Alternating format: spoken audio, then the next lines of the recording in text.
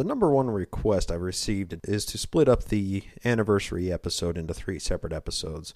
So what you are about to listen to is part 1 of the 3-part series of a deconstruction of the Book of Mormon.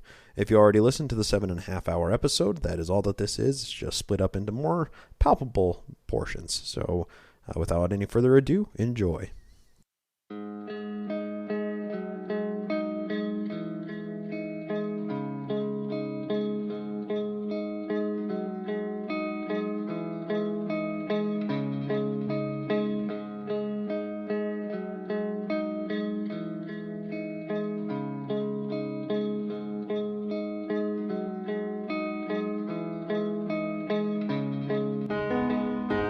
This is Naked Mormonism. I pledge my life, all that I may have. I will strive to the utmost of my ability to be what you would want me to be. It's time to find the truth. That is, man lived before he came to this earth. He is an eternal being. Joseph Smith gave to the world the true understanding of the origin of man, that man comes to earth with a divine and eternal purpose. Let's examine church doctrine. And through it, all who believe and obey the glorious gospel of God, all who are true and faithful and overcome the world, all who suffer for Christ and his word, All of it. all shall become as their Maker and sit with him on his throne and reign with him forever in everlasting glory. And see what it has to offer. And having set our hand to the plow, we will never look back until this work is finished and love of God and neighbor rules the world. In the name of Jesus Christ. What can be gleaned from Mormon teachings? A corollary to the pernicious falsehood that God is dead is the equally pernicious doctrine that there is no devil. Satan himself is the father of both of these lies. To believe them is to surrender to him. Where is the church heading? I have faith that the Constitution will be saved as prophesied by Joseph Smith. But it will not be saved in Washington. It will be saved by enlightened members of this church. The explicit tag is there for a reason, so if you get offended at what's said, it's not for you. But most importantly, May you ponder the truths you've heard. May they help you become even better than you were. Skepticize everything. Oh, yeah.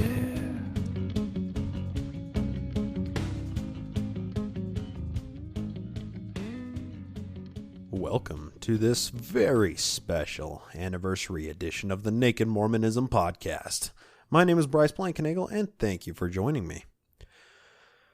Whatever is said on this podcast today, I want you to have an open mind about it. I spent many years of my life without ever opening my mind to some questions, but, it was because I was uncomfortable with being wrong.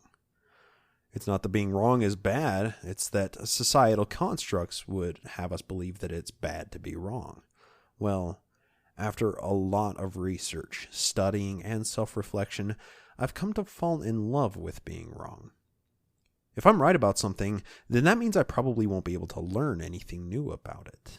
But if I approach something with an open mind, hoping to be wrong, I'm given a great opportunity to learn something new and improve my life somehow. I tend to take the Matt Dillahunty perspective of wanting to believe as many true things and as few false things as possible, and I'm very happy in my day-to-day life by following this very simple tenet. That said, I welcome all criticism possible on today's episode. We're going to discuss the Book of Mormon, and I welcome any corrections or new avenues of research that I can walk down in order to learn more about this subject. Just to make my place of criticism and study clear, I'm not a scholar. I'm not a historian. I'm not an archaeologist. I'm just a practiced Googler and an armchair history enthusiast that works a 55-hour per week day job.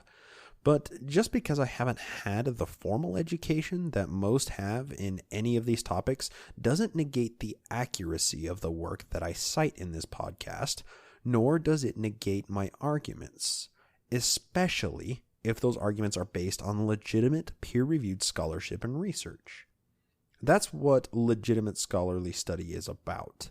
It's a messy process of one scholar producing work and having other scholars in similar fields attack it or try to replicate the results of the study. That's how we come to knowledge that can be considered correct by scholarly or scientific standards.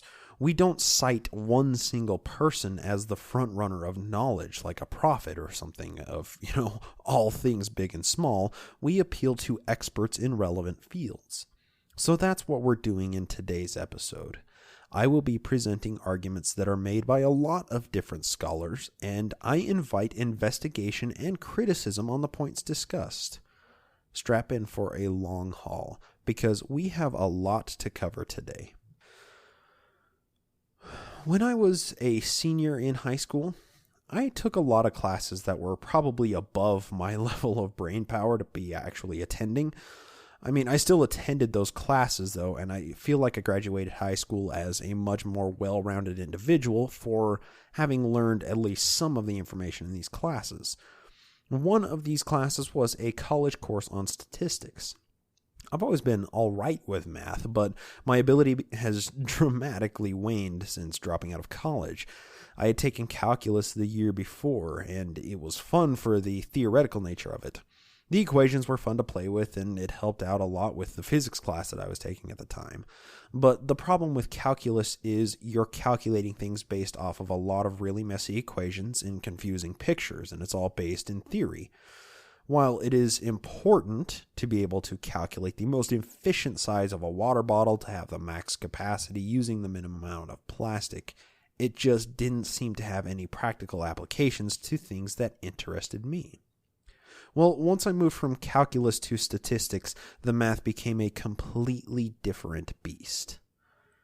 No longer was I looking at a picture and trying to calculate the volume of a sphere. Once I hit statistics, I was taking actual study data and plotting it on graphs to understand the data in different ways and with different graphical representations. This was a whole new outlook on the world for me. Knowing that we could understand trends in the larger population just by plotting critical and verified data points opened up my mind to a whole new perspective on reality. I could understand the world through the use of numbers. This has allowed me to enjoy hours on the Data is Beautiful subreddit, seeing different graphical representations of the reality that I inhabit and coming to grips with the real-life implications of being more intelligent or just having more knowledge based off of this data. The thing about it is statistics are convincing. If somebody is making an argument to you and they introduce statistics that you don't have counter statistics to refute their argument with, they just pretty much won the argument. Statistics can be our best friend or our worst enemy. It all depends on if you like being wrong and changing your beliefs to conform with the statistics, or if you would rather stay mired in your old beliefs regardless of how right they actually are, or how much they align with reality. That leads us into today's episode, and we have a very special episode planned indeed. I want to start off by thanking all of the listeners for staying with me through a year of research, development, production, and listening. I have learned so much and have had some very memorable moments while producing this podcast for the last year. I know this isn't much of a milestone for anybody, but it feels significant to me. And I feel like having a small celebration, which will be presented in this special anniversary edition episode. Today, we aren't going to be taking on the historical timeline of Joseph Smith and the Mormon Church like we do in regular episodes. Rather, we will be focusing on one topic for the purpose of deconstructing it as logically as possible. The topic we'll be addressing on this episode is the Book of Mormon as a whole. Now, I know that a lot of people that listen to this show probably understand the history of the church up to this point and know the society that the Book of Mormon came out of. However, there are a lot of things in the Book of Mormon that I haven't directly addressed yet. In fact, I've been purposefully neglecting the entire topic of the Book of Mormon itself, only mentioning it in passing, for the purpose of compiling it all into one episode, which is what we're going to try and tackle today. There won't be any roundup, listener mail, or Patreon shoutouts on this episode.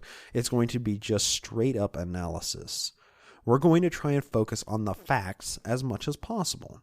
This is going to be as objective as we possibly can make it, without any pro-Mormon or anti-Mormon slant. Let's just talk about the Book of Mormon standalone and see how it holds up to a skeptical analysis.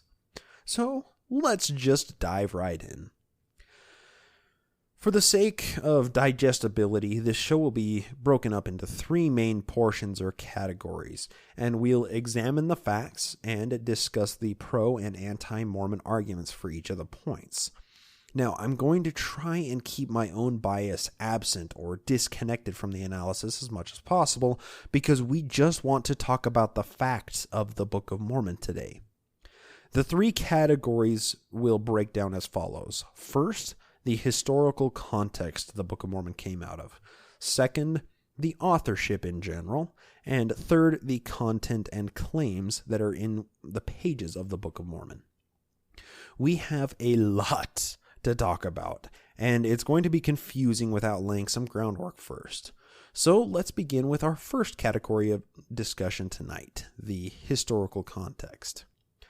We won't be talking about the Book of Mormon itself for a minute here because we need to set the stage of the time frame and setting that it was produced in. When you consider the Book of Mormon and Joseph Smith, there's no way to fully understand them without understanding the burned over district in the state of New York, from whence the Book of Mormon came. This requires a little bit of a step back in time and some historical empathizing or walking in other people's shoes. The problem with any historical narrative is knowing where to pick up the story, because all history is so interconnected with itself. With the history of the church, you can start with publishing the Book of Mormon, but it would be remiss of us to ignore the first vision accounts. We can back it up further and say that the history of Mormonism starts with the birth of Joseph Smith on December 23rd, 1805, but that would be entirely negligent of the time frame and mindset that the Smith family was privy to in the burned-over district. If we go back further, we can talk about the Protestant religious revivals that were happening throughout the early American settlements, but that tells us nothing about how or why Protestantism exists or what drove people to start their own religions in the wake of the Catholic control over European nations. Like I said, it's really hard to decide where to pick up a historical narrative with everything so tightly intertwined and interdependent on each other.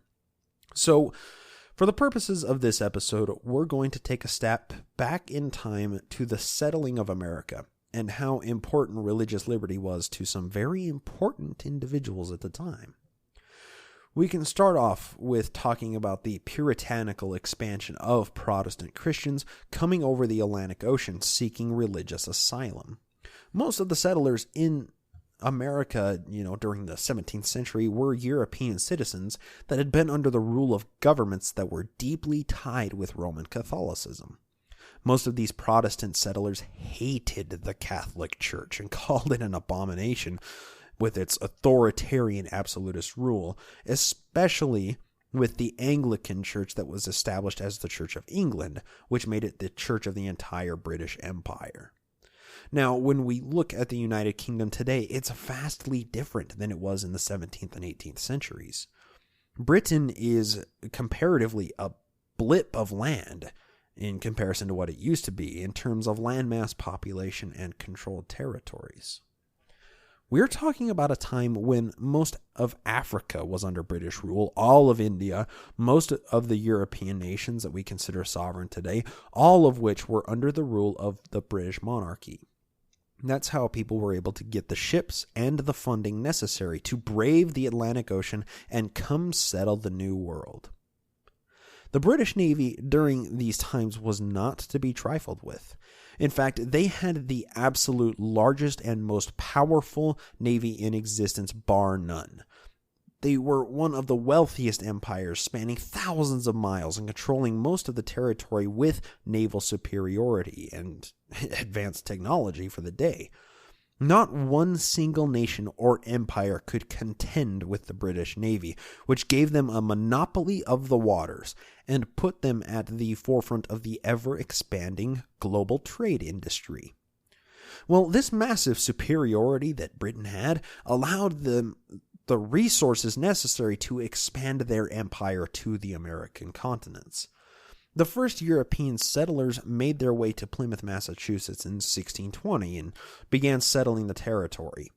Well, things did not go well when they got there. A lot of people died from starvation, dysentery, smallpox, and other unpleasant diseases that are easily cured today. Thanks to the Native Americans, the Europeans were barely able to survive and slowly propagate and settle more and more territories. By this time, though, most of the Native Americans had died off from diseases brought over from earlier exploratory groups. The natives didn't have the same immune system that the Europeans had been cultivating for tens of thousands of years, and the natives just simply weren't prepared for the onslaught of microorganic warfare that Europeans weren't even aware they were waging upon the natives. Some estimations say that hundreds of thousands of natives were killed, but some put that number into the few millions category. Some of the highest estimations say that somewhere between 25 and 30 million Native Americans died from old world diseases before the settlers could even make their way out across the plains to the west coast. Wherever the number really lies doesn't really matter, because all that matters in our focus is the aftermath of these millions and millions of dead people. Joseph Stalin is quoted with saying something along the lines of, "One death is a tragedy, a million deaths a statistic." Well, in the case of the Native Americans, that's all they were.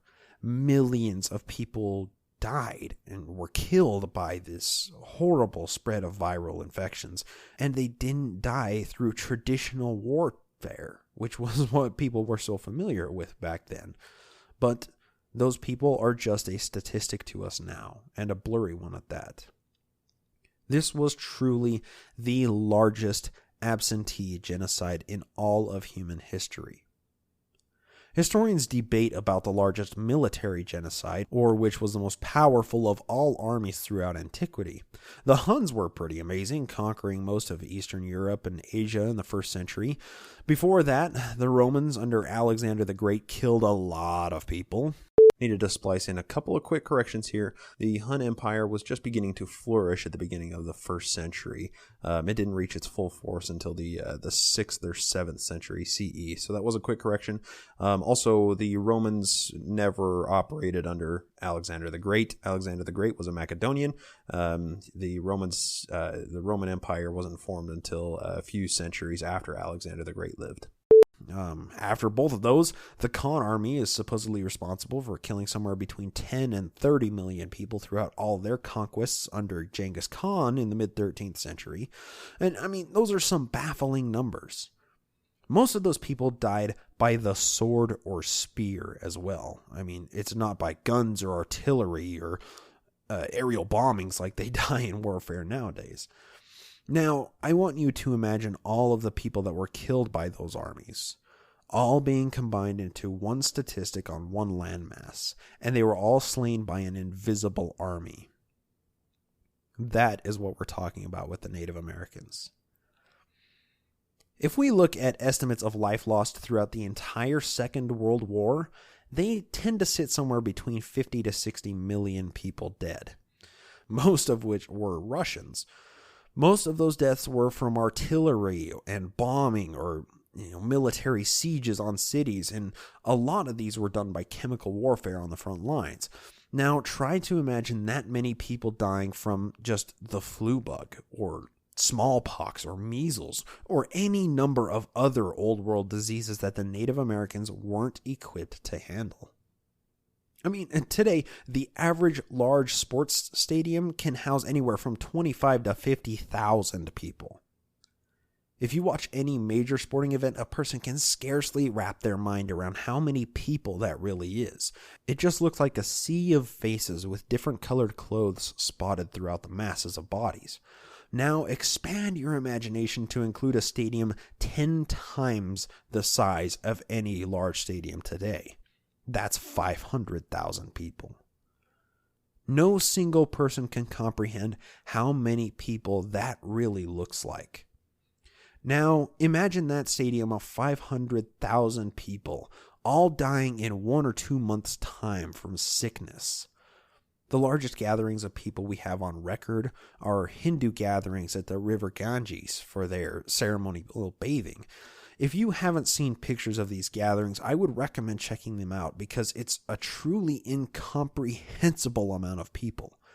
The third largest of these was in 2004, called the Simhasta Kumbh, during which something like 30 million Hindus gathered in one place for their ceremonial washing in the Ganges River. You can't see that many people in any photo because the space these people take up is just simply too great. But you can see thousands of photos from different areas that are just people. People everywhere, shoulder to shoulder for square miles as far as the photo has resolution to show. I really hope that you as a listener looks up some of these pictures because the number of lifeless Native American bodies doesn't truly come into perspective unless you can actually see what that many people alive looks like. It's completely incomprehensible to see that many faces and imagine them all dead from horrible and painful diseases. Something like 95% of all of the Native Americans died without ever having met a European settler themselves. Now, let's consider the practical logistics of the problems these bodies create. We are one of the very few species that disposes of our dead, and it's a practice that has many evolutionary benefits. I mean, let's face it, a person won't catch a disease from a dead body if that dead body is covered in dirt or buried in a hole in the ground, so we bury our dead. Well, if 95% of a Native American tribe dies off, it's incumbent upon the remaining 5% to either bury all of those bodies or move on with life surviving and vacate the area and just leave the problem for somebody else. Well, both of these happened to the luck or really the dismay of the European settlers. As people began moving out to the west and settling everywhere along the way, they would come across these massive Native American equivalents of ghost towns that were littered with dead bodies, either being eaten by wildlife or just decomposing in the noonday sun. Keep in mind, this was quite some time before Louis Pasteur and his pre-modern idea of germ theory was actually popularized or even conceived, which happened in the mid to late 1800s. So when the settlers would happen upon these native civilizations that had been completely abandoned, littered with bodies that could be 2 weeks old or 2 centuries old, they would understandably have some questions.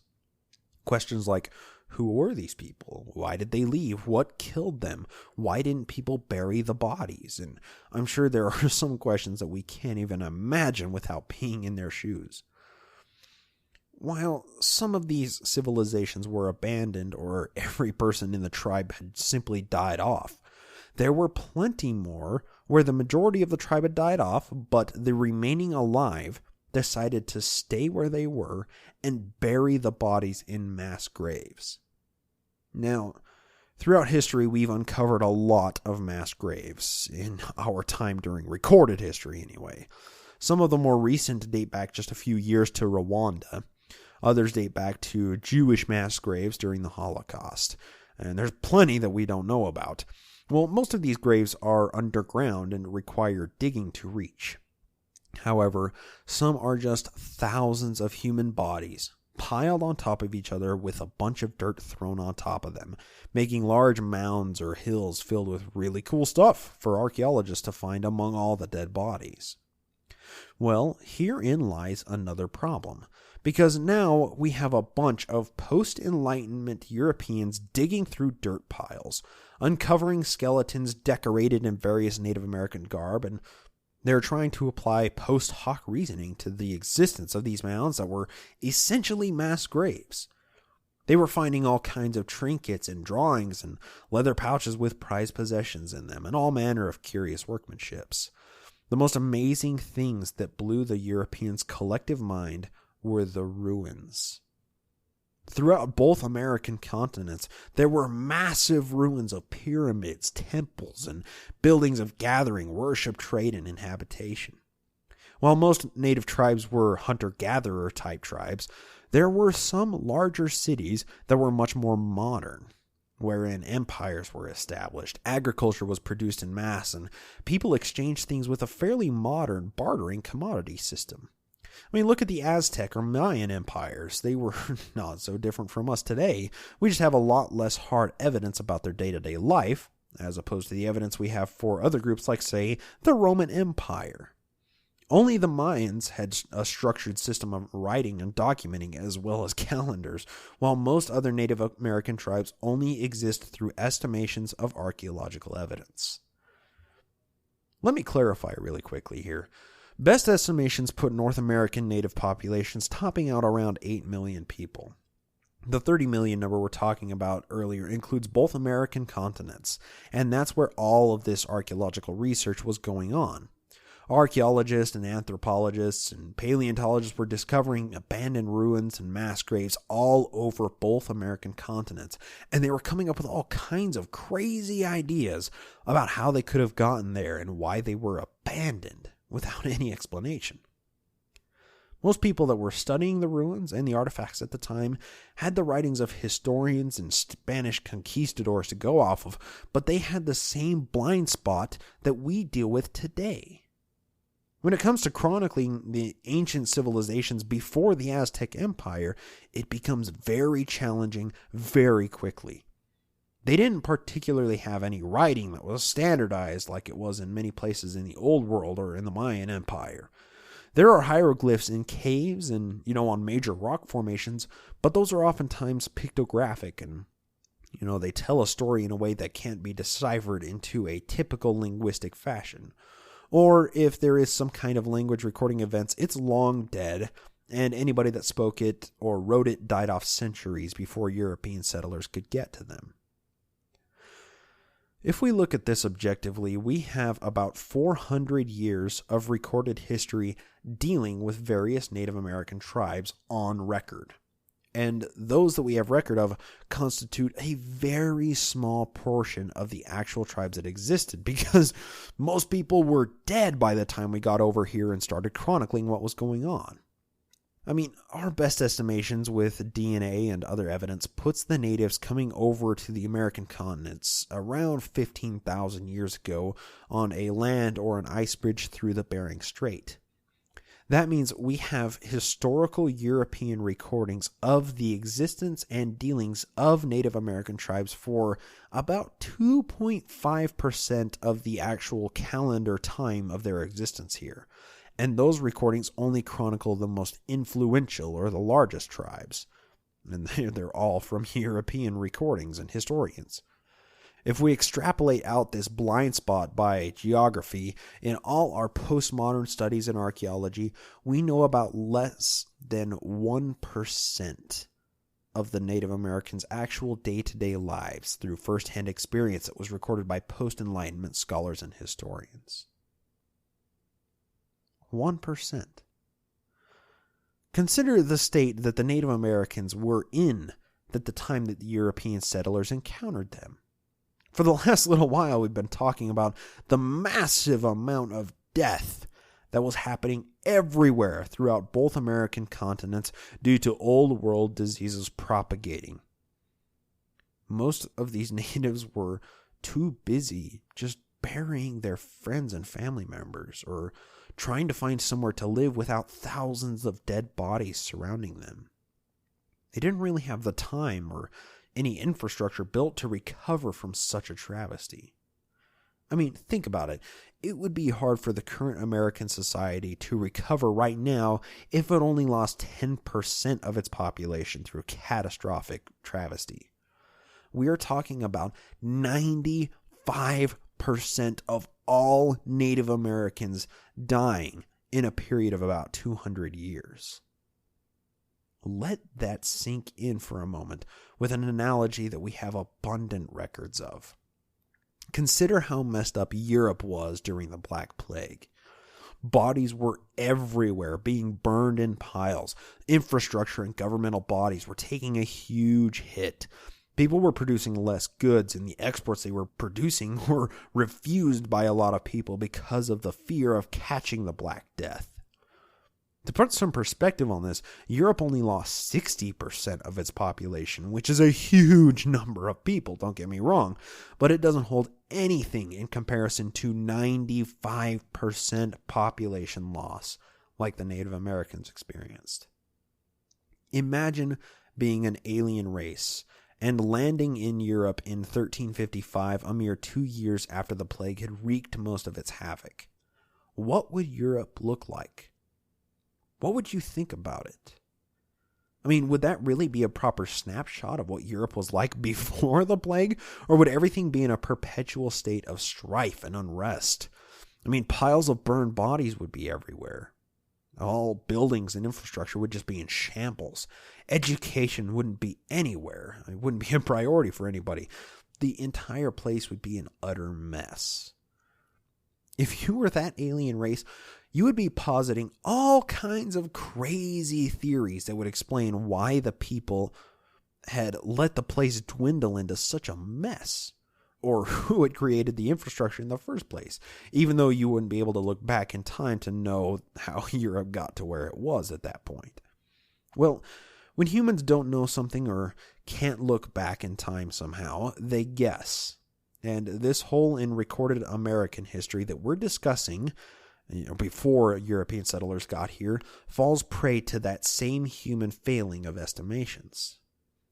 Early American scientists and researchers were coming up with all kinds of crazy theories about how the natives got there, and who built the cities and the mounds, and what killed all of the people off. A lot of people sincerely believed that white people came over and ruled the natives and directed them to build everything that the European settlers were finding. They sincerely thought that the natives were far too savage and barbarous to actually be able to do all of this amazing work and build all these astounding buildings with exquisite architecture without the help of a single enlightened group of white people to direct them how to do it. Well, because that's all that they had been exposed to before, so they just inserted their own theories of what their reality should be and applied it to this new place that they were exploring. A compounding factor to these proposed theories is the belief structure that most of these new European settlers held. The people that settled the American continent were almost exclusively followers of Judeo-Christian religious sects, most being Protestant, escaping the Catholic regime that dominated Europe. Well, something that is pervasive in Judaism and Christianity is finding the lost tribes of Israel. A lot of Christian religions will spread to a new area and claim that the people there are descendants of the lost tribes of Israel. I mean, currently Mormonism is doing this with their proselyting campaigns to Asia and primarily Russian converts. But this phenomenon of applying existing knowledge to something new is a very old thing that humans have been doing for hundreds of thousands of years.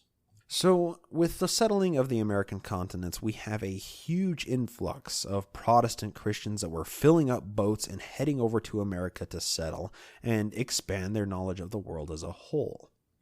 Well, American settlers eventually grew to dislike the British rule and revolted, resulting in the Revolutionary War. This was a monumental shift for the American population and their ideas on politics. They no longer wanted to be ruled by the British Empire, so they broke free as a sovereign nation, only to be forced to fight for their freedom again in a few decades' time. This leads us to the War of 1812, or what I like to refer to as World War .5. First, we have to back up and talk about Napoleon. Napoleon Bonaparte was a young Frenchman that grew up hating the British Empire, serving as a French legionnaire, and eventually coming to lead his own army at the age of 26. He quickly rose to leader of the French military with his unique and previously untried battle tactics. He was one of the most effective users of early artillery and gun firing lines. His tactics are still studied today just for the sheer ingenuity of them. This guy was a genius. Well, the British army and Napoleon's French forces were engaged in heavy fighting all throughout the early 1800s. Napoleon rose to his point of ultimate power in 1807 and sort of went on a slow decline of bad decisions after that, much like Hitler did. Napoleon's invasion of Russia and push to Moscow ended in utter disaster for his troops that died of starvation and exposure to the elements. And the British forces on the other side of the French Empire were slowly beating down Napoleon's elite ground forces. Now enters the War of 1812, where Britain attempts to reacquire the American colonies to keep under their own control. While Britain was focusing on Napoleon and his shenanigans, they also decided to wage a war on American soil with the help of the Canadian British settlers attacking from the north. So, Britain was sending ships packed with ground forces over to anywhere they could land on American soil and waging invasionary wars on large cities of the early colonies. But Britain couldn't spend too many resources on the War of 1812 to retake the American colonies. So, they teamed up with the Native Americans to wage war on the colonies' western borders, all while invading other American ports and setting up a blockade, preventing any non-British ships from coming or going to or from America. The Native American forces didn't put up much of a fight, and because there just weren't many of them, and for the most part, the American fortresses established all along the western border held up against any of the little skirmishes that happened. However, New Orleans was attacked by the British Navy, while the British Canadians were trying to invade from the north and push their way down towards the capital in Washington, D.C. One more quick correction to splice in here. There's actually no evidence that the Canadians were trying to push down into America and invade. It was actually all due to the American expansionism trying to invade to the north and take the British Canadian territory. There were multiple battles all along the coastlines of America where British forces were trying to get a foot in the door so they could invade and occupy America again. Well, eventually, with enough persistence, it worked. A lot of people don't know this, but in August of 1814, British forces were able to push all the way to Washington, D.C., take over the government buildings there, force everybody to flee and seek asylum in New York, and then they burned the city to the ground. The Capitol building, the White House, the post office, and any government building that the British forces could get a hold of burned. It was only after a successful repulsion of British and Canadian forces in the heavily fortified New York City that the scales began to tip back in American settlers' favor. General Andrew Jackson was the commanding officer for this battle in New York, and his success here became a selling point for his presidential election as the nation's 7th president. One more correction I needed to splice in real quick. The battle that Andrew Jackson is most well known for was actually the Battle of New Orleans, not New York. He had nothing to do with New York. And this Battle of New Orleans that Andrew Jackson commanded in and showed an exemplary effort in actually happened after the treaty was signed between the United States and the United Kingdom. So I just had to splice that correction in real quick.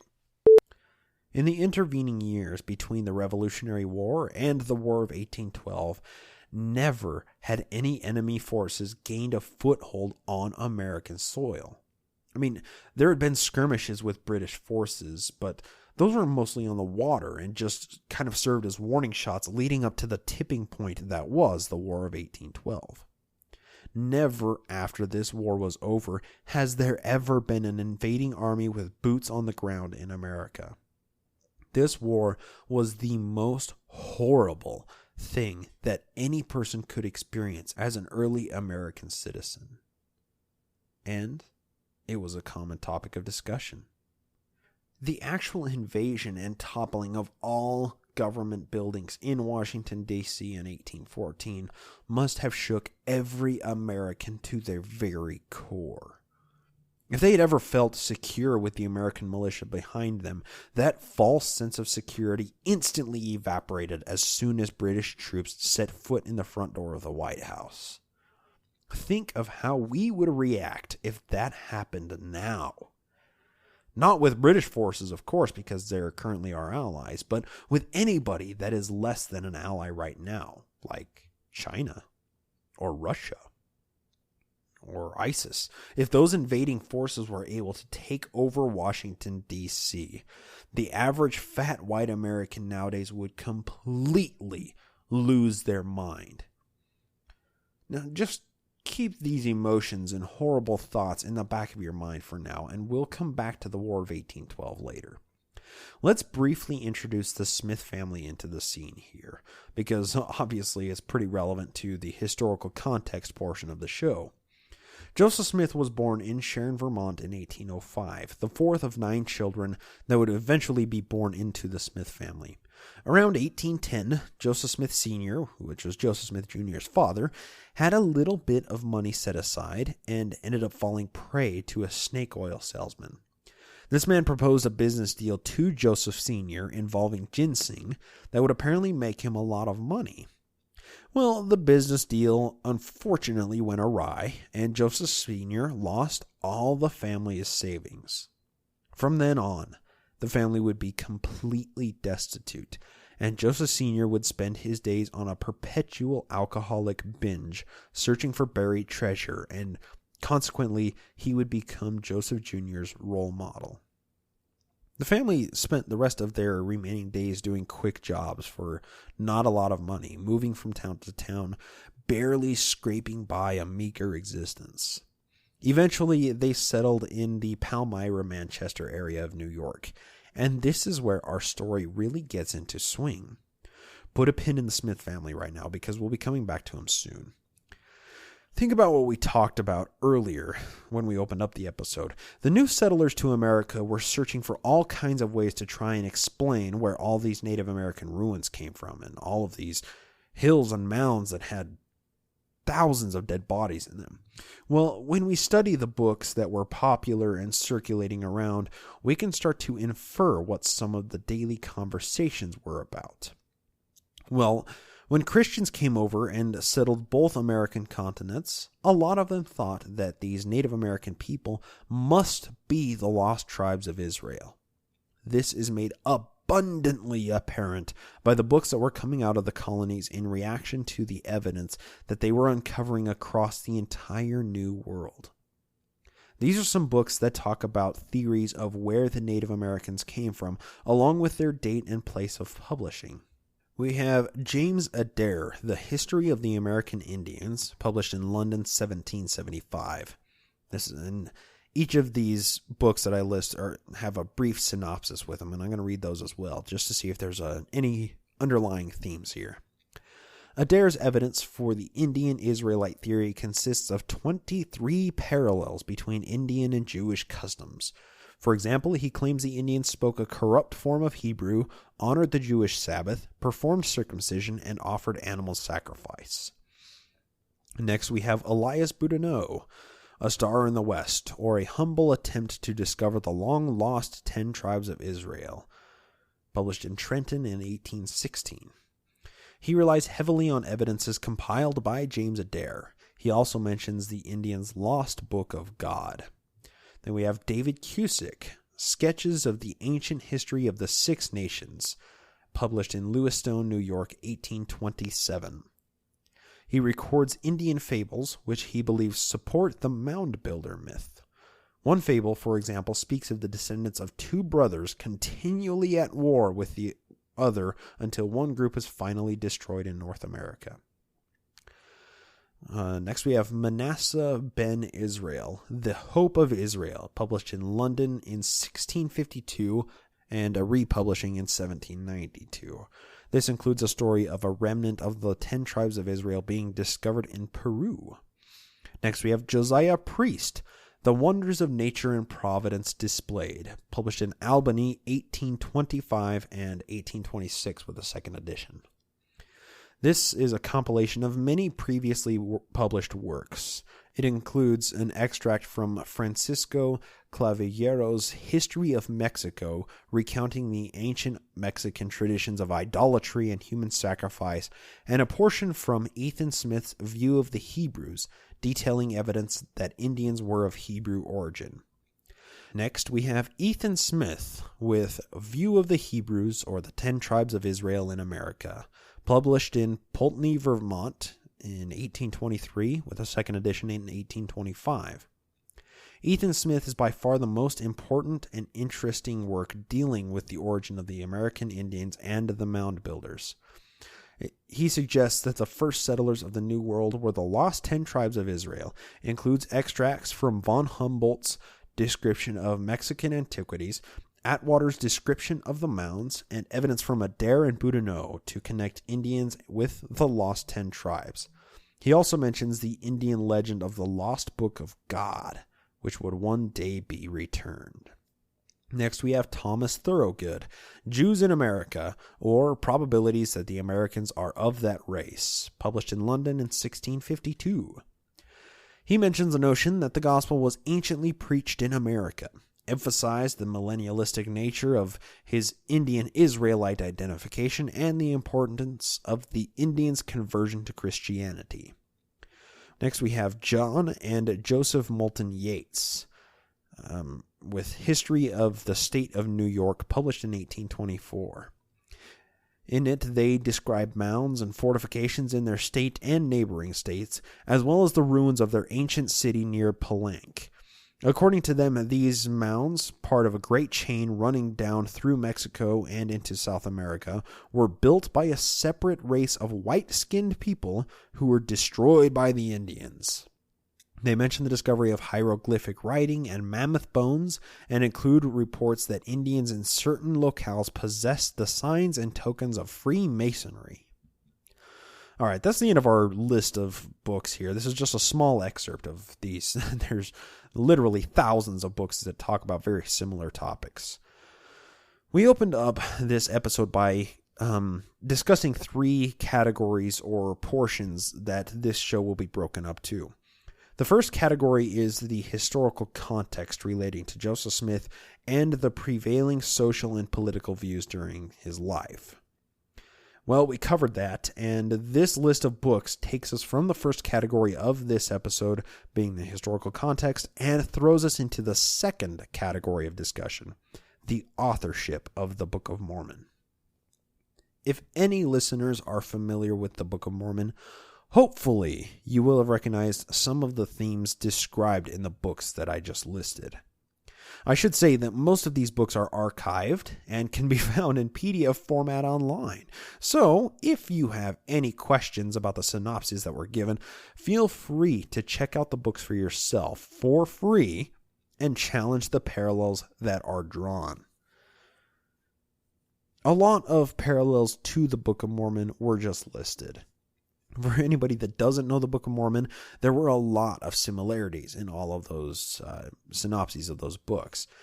And it should be noted that every one of those books were published before the Book of Mormon came along and were often used for casual reading or school textbooks because they encapsulated the prevailing theories to explain the origin of the Native Americans and the ruins they left behind. We can look at this list and see the recurring themes, but there are a few that stick out to anybody that researches Mormon history from both the pro and anti-Mormon side. One that sticks out the most in this list of books is The View of the Hebrews, or The Tribes of Israel in America, written by Ethan Smith, published in Pulteney, Vermont, 1823. I'm going to read an excerpt from utlm.org on an article that deconstructs the Book of Mormon quite well. This passage is in reference to Ethan Smith's book, and there will be a link to the entire article from UTLM in the show notes. I highly recommend looking at the entire thing because there's a lot of interesting information there. This is quoting from the article. LDS General Authority B.H. Roberts wrote extensively about the parallels between View of the Hebrews and the Book of Mormon. Reverend Robert Hullinger gave the following summary of B.H. Roberts' parallels. Now this is quoting Robert Hullinger. According to Roberts' later studies, some features of View of the Hebrews are paralleled in the Book of Mormon. 1. Indians buried a book they could no longer read. 2. A Mr. Merrick found some dark yellow parchment leaves in Indian Hill. Those are a comparison to possibly the golden plates that Joseph found. Number 3. Native Americans had inspired prophets and charismatic gifts, as well as 4. Their own kind of Urim and Thummim and breastplate. 5. Ethan Smith produced evidence to show that ancient Mexican citizens were no strangers to Egyptian hieroglyphics. 6. An overthrown civilization in America is to be seen from its ruined monuments and forts and mounds.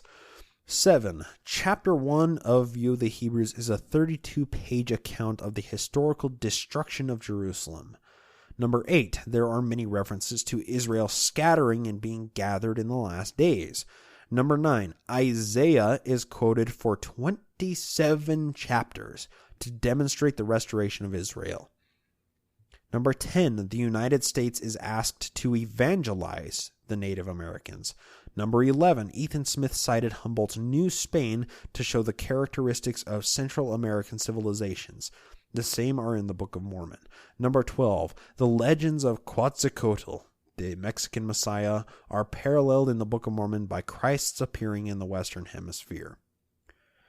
That's all of the parallels that it lists there. It goes on. Roberts came to recognize that, at least in the case of Ethan Smith's book, such works were widely available to Joseph Smith. The article finishes with, for more information, the similarities between the Book of Mormon and View of the Hebrews, see Joseph Smith and the Origins of the Book of Mormon by David Pursuit. End quote. If you happen to question that historian that conducted the study, I would just encourage you to look up B.H. Roberts. He was a believing member of the church, one of the quorum of the 12 apostles, and quite revered as a historian. This is an excerpt taken from Wikipedia about B.H. Roberts' scholarship related to the Book of Mormon and the View of the Hebrews. Quote, although Roberts continued to testify to the truth of the Book of Mormon, a foundational work of Mormonism, he also wrote 3 studies, unpublished until 1985, that wrestled with Book of Mormon problems. The first, titled Book of Mormon Difficulties, a Study, was a 141-page manuscript written in response to a series of questions by an inquirer referred to Roberts by Church President Heber J. Grant. When Roberts confessed that he had no answer for some of the difficulties, and the general authorities chose to ignore them, Roberts produced a Book of Mormon study, which was a treatise of more than 400 pages. In this work, he compared the Book of Mormon to the earlier published View of the Hebrews written by Ethan Smith, and found significant similarities between them. Finally, Roberts wrote a parallel, which was a condensed version of his larger study, which demonstrated 18 points of similarity between the two books, and in which he reflected that the imaginative Joseph Smith might have written the Book of Mormon without divine assistance. End quote. Now, that was just from the Wikipedia article with citations. I would encourage anybody that is doubting Roberts, for any reason, for his scholarship, for his stance on the Book of Mormon, for his office that he held in the church, I would just encourage that you look up any of those 3 works that were listed in order to criticize his scholarship on its basis alone. He was one of the most renowned believing Mormon scholars out there, and what he writes about definitely needs to be wrestled with by any other believing Mormon. So let's talk about this View of the Hebrews and Ethan Smith. First thing to point out is the time and location of the publication of this book. It was published in Pulteney, Vermont in 1823. In order to understand this fully, we need to bring up our buddy Oliver Cowdery. Cowdery was living in Pulteney at the time the book was published. This was 6 years before him and Joseph would reportedly meet up to translate the Book of Mormon in April of 1829. While location doesn't necessarily imply correlation, there are some factors worth considering, like the fact that Ethan Smith was the pastor over Cowdery's church when he published The View of the Hebrews. It's hard to believe that Cowdery just didn't know about The View of the Hebrews while he was attending Ethan Smith's congregation. This leads a lot of people to believe that The View of the Hebrews was a source text for the Book of Mormon. Another connection that was only briefly touched on in the similarities was the extensive quoting from Isaiah in both books. That's present in Ethan Smith's book and the Book of Mormon in multiple places. Now, while these are fairly strong connections, the theory has one point where it fails. This is a point where other books actually surpass the View of the Hebrews in direct correlation to the Book of Mormon, and we'll talk about that single point very soon. But before we talk about that critical point in the authorship theory, we need to talk about another authorship theory and its strength. Most people that follow this show from the beginning probably espouse the Solomon Spaulding manuscript found authorship theory of the Book of Mormon. Well, it's not hard to do given the available evidence, which we'll discuss momentarily. But I will start out by saying most scholars, both believers and non-believers alike, don't agree with this theory for lack of evidence. I mean, I'll say right at the outset that the Spaulding theory posits the existence of a book that we don't have right now, and the entire theory is contingent upon that manuscript existing and coinciding timeframes between a man named Solomon Spaulding and Sidney Rigdon. If you're looking for a proper deconstruction of this theory, listen to episode 14 and 15 of this show, and you'll become much more familiar with all of the evidence available in favor of the theory. For this episode, we'll just briefly cover it and move on to bigger and better things. Where the Spaulding theory first gained traction was in the book Mormonism Unveiled by Eber D. Howe, which was published in 1834. This was one of the earliest full-book publications that was considered anti-Mormon. Eber Howe was actually a War of 1812 Army veteran turned editor of the Painesville Telegraph newspaper. He was considered a vitriolic skeptic of religion in general, and honestly, he had a bit of an axe to grind against the church. The reason for his axe grinding was because his wife, sister, and niece all converted to early Mormonism, spurring him to investigate Mormonism. Here enters a man named Dr. Philastus Hurlbut. Hurlbut wasn't a doctor, but he was named doctor at birth. It's not really like the title of doctor back then held much merit anyway. So Hurlbut converted to Mormonism in 1833 and was recruited as a missionary to proselyte in a town named Conneaut, Ohio. This was the town in which Solomon Spaulding was living before he died in 1816. Hurlbut ran into a problem when he went preaching Mormonism here, and we'll read some quotes from affidavits that Hurlbut collected later that year before we talk about what happened to him. These affidavits are taken from Mormonism Unveiled by Eber D. Howe, like I said earlier, circa 1834. So this affidavit is from a man named Aaron Wright. Quote, "In conclusion, I will observe that the names and most of the historical part of the Book of Mormon is as familiar to me as most modern history.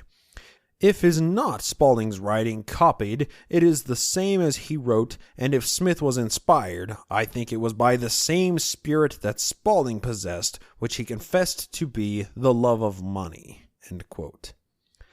This affidavit is from a man named John Spaulding, who was Solomon Spaulding's brother. Quote, "He then told me he had been writing a book, which he intended to have printed, the avails of which he thought would enable him to pay all his debts." Of course, he's talking about Solomon Spaulding here.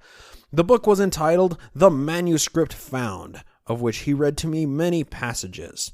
It was an historical romance of the first settlers of America, endeavoring to show that the American Indians are the descendants of the Jews or the lost tribes. It gave a detailed account of their journey from Jerusalem by land and sea till they arrived in America under the command of Nephi and Lehi. They afterwards had quarrels and contentions and separated into two distinct nations, one of which he denominated Nephites and the other Lamanites. Cruel and bloody wars ensued, in which great multitudes were slain. They buried their dead in large heaps, which caused the mounds so commonly in this country." End quote. Now, this is a quote from a man named Henry Lake, who was actually a close acquaintance of Spalding, or you might call him a friend. Quote, "This book," meaning manuscript found, "represented the American Indians as the descendants of the lost tribes, gave an account of their leaving Jerusalem, their contentions and wars, which were many and great. One time, when he was reading to me the tragic account of Laban, I pointed out to him what I considered an inconsistency, which he promised to correct. But by referring to the Book of Mormon, I find to my surprise that it stands there just as he read it to me then. I was astonished to find the same passages in it that Spalding had read to me more than 20 years before from his manuscript found." End quote. This is an affidavit of a very close friend of Spalding's named Oliver Smith. Quote, "All his," meaning Spalding's, "leisure hours were occupied in writing a historical novel founded upon the first settlers of this country. He said he intended to trace their journey from Jerusalem by land and sea till their arrival in America, give an account of their arts, sciences, civilization, war, and contention. In this way, he would give a satisfactory account of all the old mounds so common to this country. Nephi and Lehi were by him represented as leading characters when they first started for America." End quote. Now, like I said, hearing those affidavits, it's kind of hard to disagree with the Solomon Spalding theory of authorship. What's more, we have some other evidence that puts Spalding and Rigdon in the same place at the same time. One is a testimonial of somebody where they saw Sidney Rigdon and Solomon Spalding at the same publishing house / bookstore that was in Ohio. The other shows an unclaimed mail list in Conneaut with the names of Sidney Rigdon and Solomon Spalding on the list, meaning they used the same post office at the same time. The only reason we draw connections to Sidney Rigdon and Solomon Spalding is to support the claim that Rigdon and Joseph met up before 1829 and collaborated to write the Book of Mormon. There are a couple of testimonies that place Rigdon and Smith in the same place at the same time before they officially met in late 1830, and once again, I'll just refer you to episode 15 of this show to get the entire rundown of those connections. So let's go back to Dr. Philastus Hurlbut. He was called as a missionary to Conneaut, where he preached the Book of Mormon, and repeatedly ran into people that would tell him they were familiar with what he was preaching. So, Hurlbut went back to Kirtland to confront Joseph with these problems and ask for an explanation as to why they were saying these damning things about the Book of Mormon. Joseph responded by excommunicating Hurlbut. And after that, Hurlbut took that as enough of a reason to investigate the problems further. At that point, he went back to Conneaut and collected the affidavits we read earlier, among many others, and gave them to Eber Howe for use in Mormonism Unveiled, which was published less than 6 months after these affidavits were collected. The evidence to support the Spalding manuscript found theory relies heavily on testimony, which we know to be one of the least reliable sources of historical evidence. The extant evidence that isn't testimonial only goes as far as placing Spalding and Rigdon in the same place at the same time. We don't have the actual manuscript found in our hands because the theory posits that Rigdon took the only existing manuscript from the publisher before it was published after Spalding died in 1816. Situations like this, no matter how believable or not, are not what historians like to align with. They like cold, hard evidence that doesn't rely on fallible person's testimony to posit the historical theory they're espousing. Well, there are some other books that we can look at, and they have only recently come into view with the help of large data analysis and literary criticism. There is a lot of really, really good evidence to discuss, and we'll get to it soon. But for now, let's move on to the believer's perspective of how the Book of Mormon came about. Let's talk about it and get it out of the way. True believing Mormons understand that the Book of Mormon came about with a very set sequence of events. These events reportedly started in 1820, and by September of 1827, Joseph pulled the plates out of the ground where they had been kept in a stone box for almost 1,500 years, along with the Urim and Thummim, a breastplate, and possibly the sword of Laban. We'll talk about that later. Once the plates were out of the ground, Joseph got them home and translated them with the help of a few scribes. This led to the Book of Mormon being published in March of 1830 and the establishment of the Church of Christ in April of that same year. We have covered all of the history leading up to that point in great detail, so I won't rehash it now. But let's take a step back and ask where the plates came from and why they were buried in a box. We've covered this as well, so bear with me for a minute as I set up the scene once again. In order to understand how the gold plates got there, we need to go back to about 2500 BCE Iraq. That puts us in Babylon, right before the Tower of Babel fell, with our focus on a family called the Jaredites. These were ancient Hebrews that were so righteous that God chose not to confound their language. Rather, he sent them to America to settle the promised land. The Jaredites spent 344 days locked up in post-diluvian submarines with lots of animals crossing the Atlantic Ocean. Once they arrived, they settled and exterminated themselves with dozens of conflicts. They recorded their history on a set of metal plates and left them in plain sight for somebody to find later on. Flash cut to 600 BCE, and Lehi's family comes over to America after attaining a set of brass plates with the Old Testament on them, and then, of course, they settle down. A few years after settling and some wars, a scouting party finds the plates left behind by the Jaredites and brings them to the Nephite leader for translation and safekeeping. Now, just to be clear, this is our second set of plates that we're talking about in this story. There were the plates of the Jaredites and the brass plates that Lehi's family brought over from Jerusalem. That's 2 full sets of metal plates with religious and historical inscriptions on them.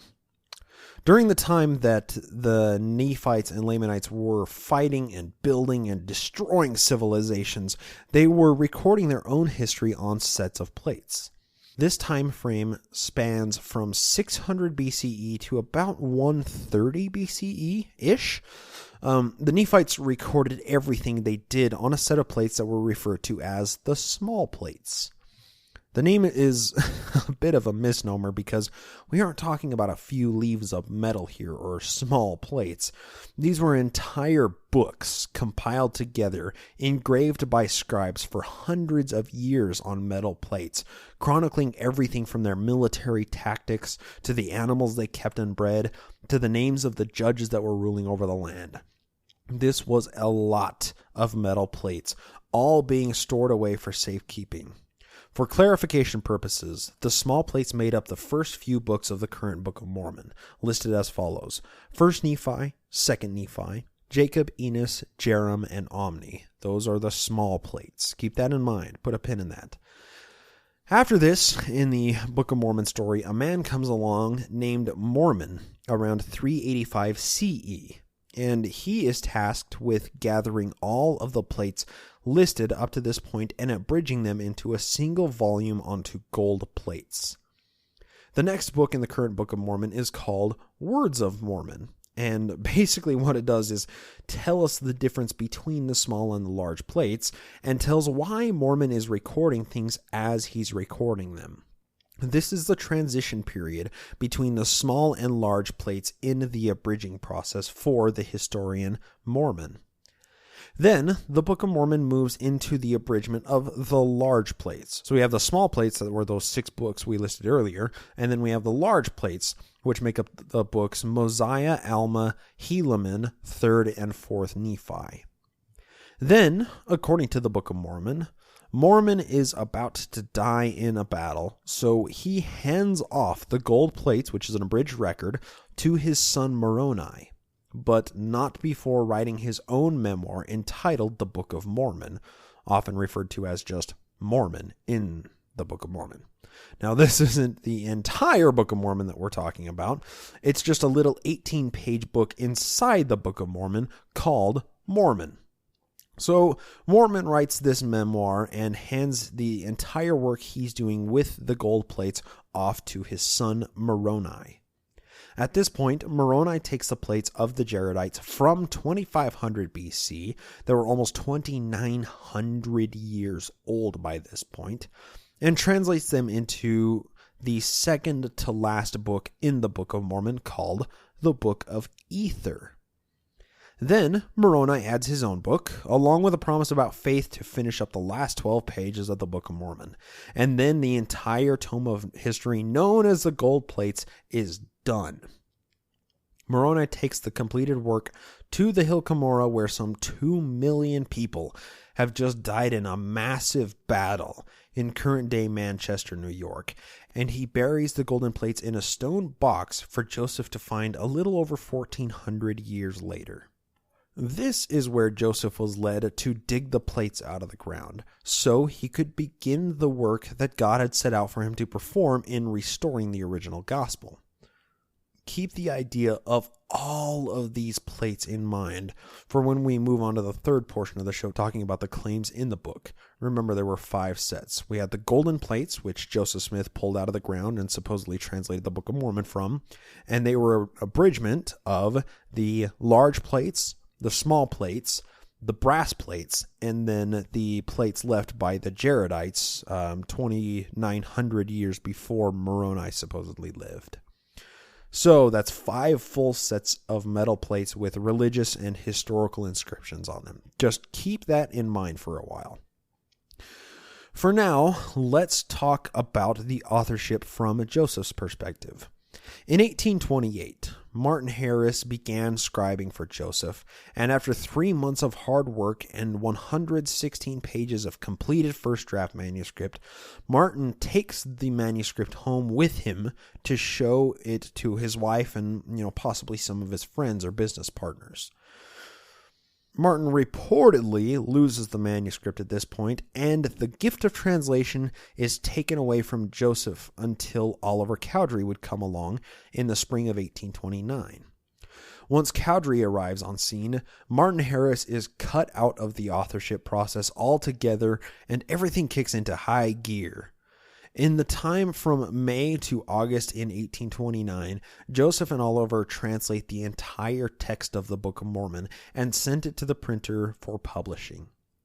Before talking about the printer's manuscript, we need to discuss the order that the books in the Book of Mormon were written in once Oliver and Joseph teamed up. They didn't just start at the beginning with the first book of Nephi and go straight through to the Book of Moroni and call it a day. What actually happened was the young men started out by writing Mosiah, or the first book in the large plates, and that was the first set of books written. Then they moved on and included the Book of Ether and the final Book of Moroni. Now the Book of Mormon was more than halfway completed, so Oliver and Joseph went back and authored from the beginning, which constitutes the small plates, starting with 1 Nephi and ending with the Book of Omni. At this point, the Book of Mormon was essentially done, but they still needed the transition book called the Words of Mormon in order to smooth the transition from the small plates to the large plates. After all this crazy authorship timeline, the Book of Mormon was done and sent off to the printer for publishing. Now, one may ask why the book was written in such an odd order.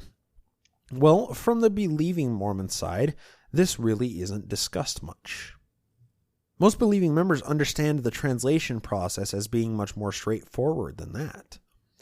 Most believers understand that Martin Harris and Joseph translated and lost the 116 pages. Then Oliver came along, and him and Joseph translated the book from beginning to end in a 3-month spans of time. And that's the end of it. Or should I say, the beginning of it. Well, when we examine the time frame and posit a naturalistic perspective of the history of the Book of Mormon's authorship, things start to become very clear. This requires the presupposition that Joseph was trying to pull one over on Martin Harris from the beginning, which is a very easy conclusion to come to once the available evidence is considered. But that's not what we're going to do here today. If Martin Harris was going to provide funding for publishing the Book of Mormon, he needed some genuine proof to know for a fact that it was real. Well, that's what Harris was doing when he was working as scribe for Joseph. He was taking Joseph's dictated translation and compiling it into the first book in the to-be Book of Mormon, which was called the Book of Lehi. Well, like any smart investor, he had to take the work and have it verified by somebody other than Joseph. I mean, let's face it, Martin might not have been the smartest person around, but he wasn't a complete idiot when it came to investing practices. In fact, he was quite a smart businessman, and there are multiple first-hand testimonies from people calling him very honest in all his business dealings, even though he was a crazy religious zealot. Well, Martin wanted somebody else to see the work that he and Joseph were compiling, so he took the 116 pages home with him to show his wife and some of his closest friends. There's no telling what advice these people gave Martin, but somehow the manuscript went missing. Or, if you posit that Martin was a smart investor, maybe he was just hiding the manuscript to test Joseph's authenticity. It's a very simple test. If Joseph was translating everything dictated into the 116 pages, he would be able to recreate it word for word extremely easily. Well, Joseph couldn't. Or didn't, depending on how you view it. If we look at this from a naturalistic perspective, Joseph would have done whatever necessary to not have to recreate what he dictated to Martin, because that's a lot of information to recall. I mean, Joseph Smith was a genius, no doubt, but he didn't have perfect recollection of what he'd said. He probably remembered the basic themes and some of the specific instances that he told Martin to write down, but nobody, even Joseph, would be capable of reproducing the entire 116 pages word for word. So, Joseph came up with a revelation saying that his ability to translate would be suspended for a season, and when he would resume translating, it would be the same story as contained in the Book of Lehi, only from the perspective of Nephi, who was Lehi's son. That would mean that the story that was reported in the Book of Lehi and the Book of Nephi would be basically the same and have the same large events and themes. However, the story could be slightly changed because it was from somebody else's perspective. Now, Joseph's given reason for doing this was due to the claim that if he reproduced the 116 pages known as the Book of Lehi, the earlier manuscript that was already in existence would somehow come out and would be changed by somebody in an attempt to prove Joseph as a fraud. I would posit the argument that Joseph was afraid of reproducing the Book of Lehi because Martin would know within the first few sentences that it wasn't a word-for-word reproduction of the Book of Lehi, as would be expected from a genuine translation. And at that point, Martin would know that Joseph was trying to squirrel him out of the publishing costs for the Book of Mormon. Now, I understand that a claim like this might be challenging for some people to wrap their mind around. However, it does serve to explain the available evidence very well. What's more is the theory has predictive power.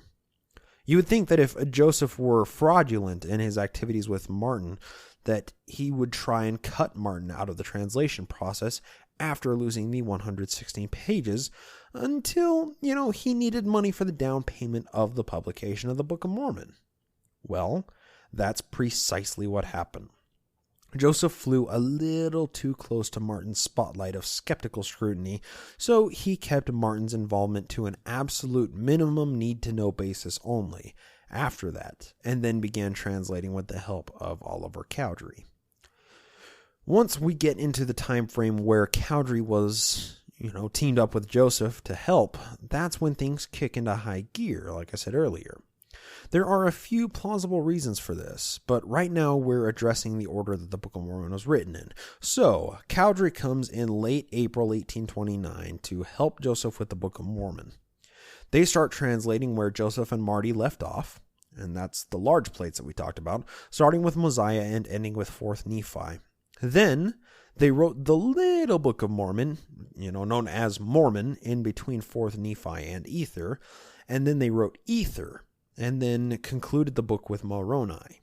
After all of that was done, Joseph needed to recreate the 116 pages, only doing it from Nephi's perspective as opposed to Lehi, and then he needed to bring that into harmony with the rest of the book that Oliver and Joseph had written up to this point. So, they started with 1st Nephi and wrote all the way to Omni. Later on, we'll talk about the autobiographical themes that are present in these books that aren't present so much in the other books. But let's finish talking about the small plates, 1st Nephi through Omni. Like I said earlier, these books were composed to reflect the same basic story as was recorded in the Book of Lehi that Joseph and Martin composed, only it was from a different perspective, the Book of Nephi, Lehi's son. As far as we can tell, they fall in line fairly well with what was written in the Book of Lehi, but we don't know for sure. We have it on good authority that Lucy Harris, Martin's wife, burned the Book of Lehi, meaning the only extant copy is nothing but scattered ashes today. But the first books that Oliver and Joseph produced did fall in line enough with how Martin understood the Book of Lehi because, well, obviously, Martin ended up funding the Book of Mormon.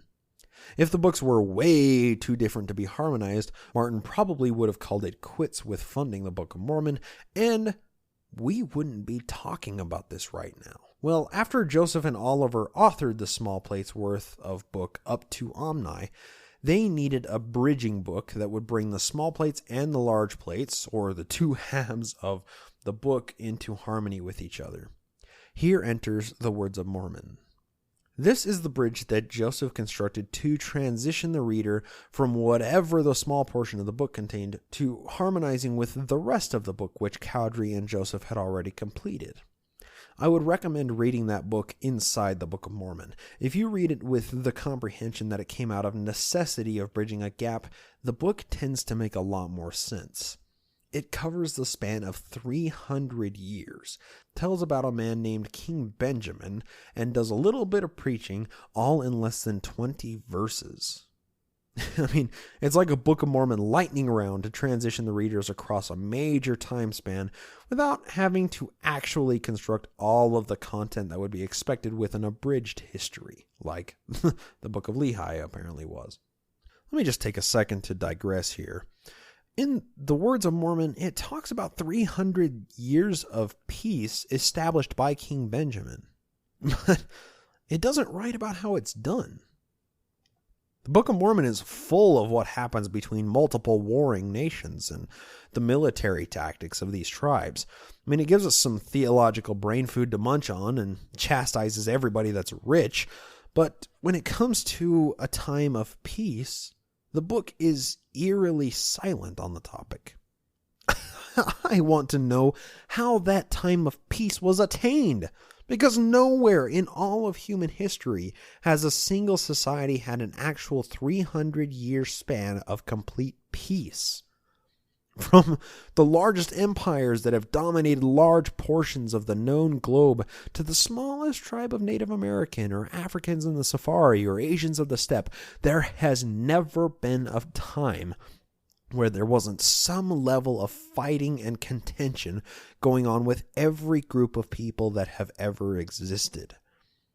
In one of the more recent episodes of this show, I spoke with Dan, who was a man from the UK, and he enlightened me on the definition of Pax Britannica and Pax Romana. This is the doctrine that meant a person could walk from one end of the British or Roman Empire, and it was so peaceful that the person wouldn't have to worry about being robbed or killed during the entire journey. Well, this level of security was only attained through decades or centuries of military conquest and only existed in the heart of the empire. Anywhere else outside of that, and there was fighting and bloodshed constantly. What's more, these Pax doctrines never lasted more than a century or two maximum, never for the space of 300 years, without being preceded and ended by military empire establishment. The reason I bring this up is to try and understand what God was trying to convey, if indeed the Book of Mormon was given to us in this modern age by the Mormon God. It seems like we could glean much better knowledge from extensive writings about that 300 years of peace, as opposed to almost a millennium of fighting between warring Native American tribes. But I digress. I mean, what do I know? I'm just a human. Let's get back to the Book of Mormon authorship. Earlier, I mentioned that the first half of the Book of Mormon is filled with the most autobiographical themes. And we'll get to that in a minute, but for now, let's talk about Oliver Cowdery and why the authorship of the Book of Mormon rocketed to Godspeed once he and Joseph teamed up. In order to understand the connection with Oliver and Joseph here, we need to understand Cowdery's profession before becoming the first apostle to Joseph in the early church. Oliver was a school teacher. For a short time, he even taught Joseph Smith Sr. in what category of study we don't really know. This is how Oliver came to know about Joseph's little project. Reportedly, that is. Well, the practices of teachers back then is a little bit different than it is now. Some professional teachers wouldn't go to a schoolhouse and teach a group of children like we picture it nowadays.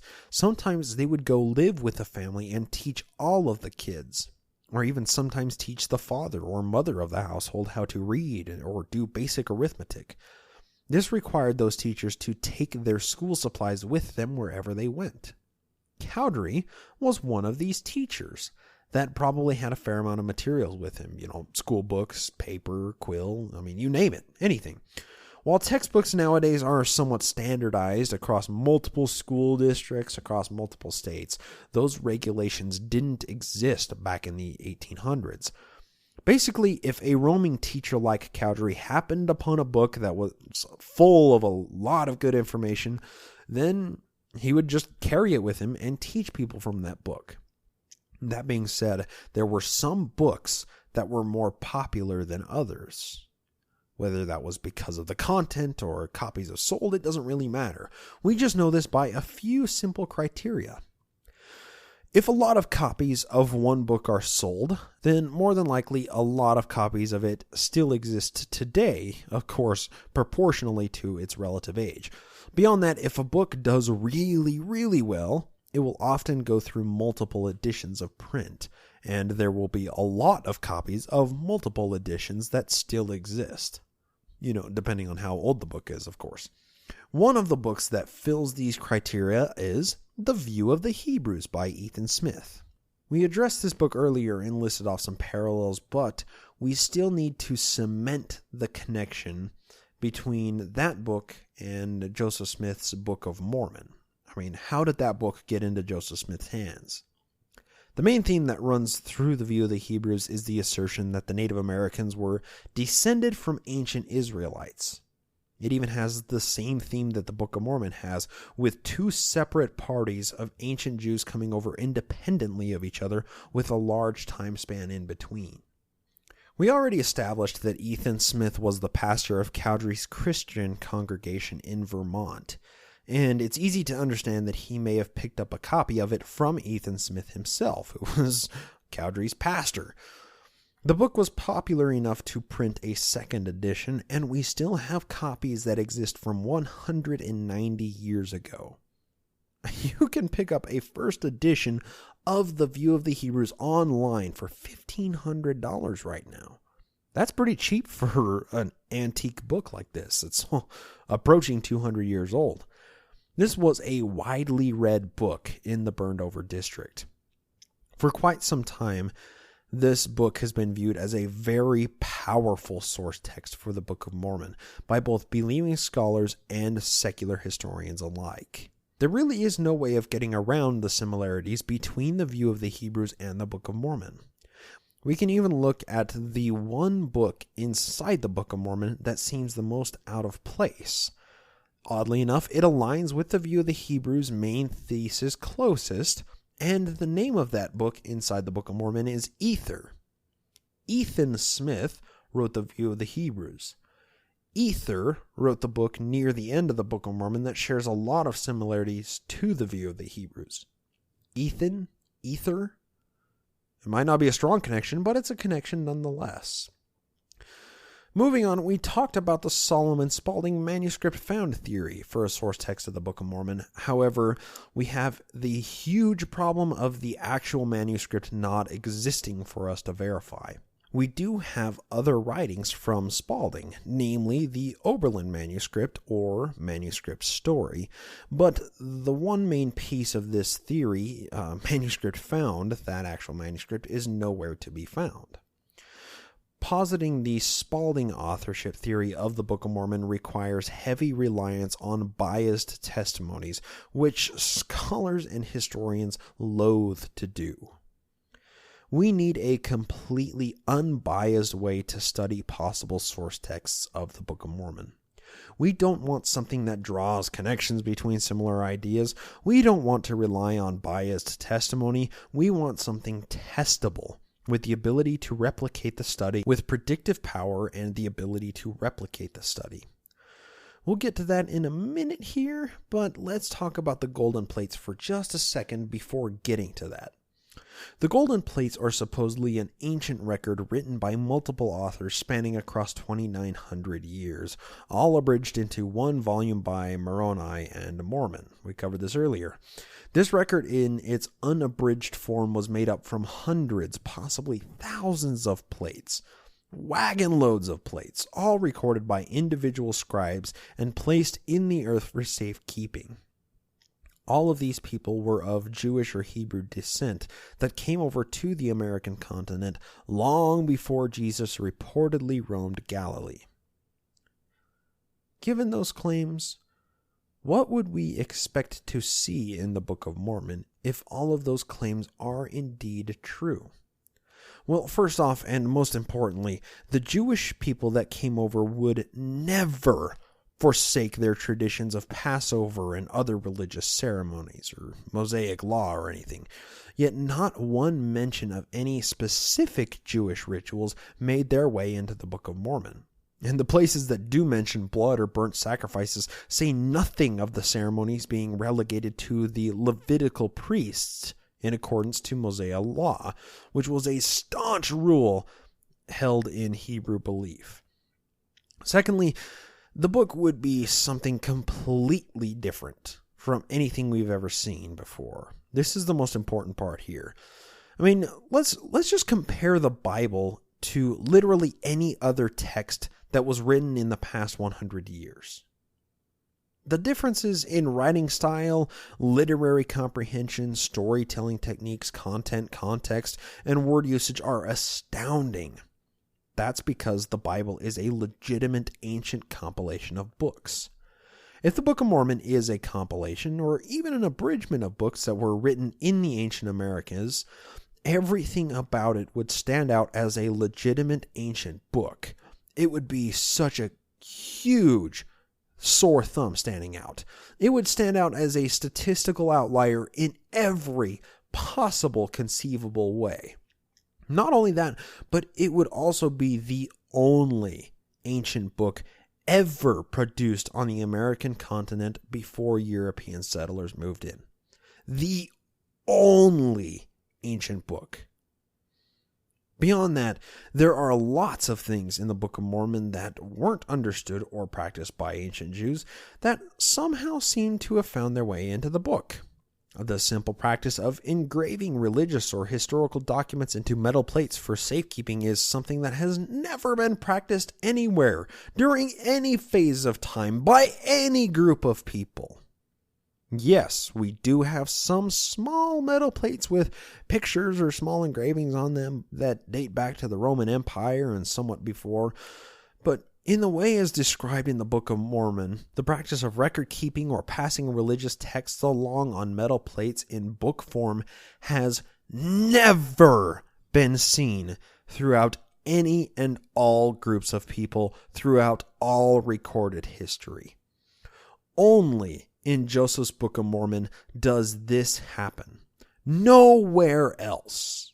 I just can't emphasize that enough. Ancient metal plate records don't happen anywhere on the planet in any time in history except for in Joseph Smith's Book of Mormon. Moving on from that, what would we expect to see if the Book of Mormon were indeed ancient? Let's go back to something that I've been teasing for a little while here. We need an unbiased way to study the Book of Mormon and compare it with other books. If the Book of Mormon is indeed the only surviving comprehensive ancient American record, it would be totally different from any book we have ever encountered before. It would be unbelievably unique in every way, shape, and form, in every sense, every line, every piece of linguistics. It would all be extremely unique.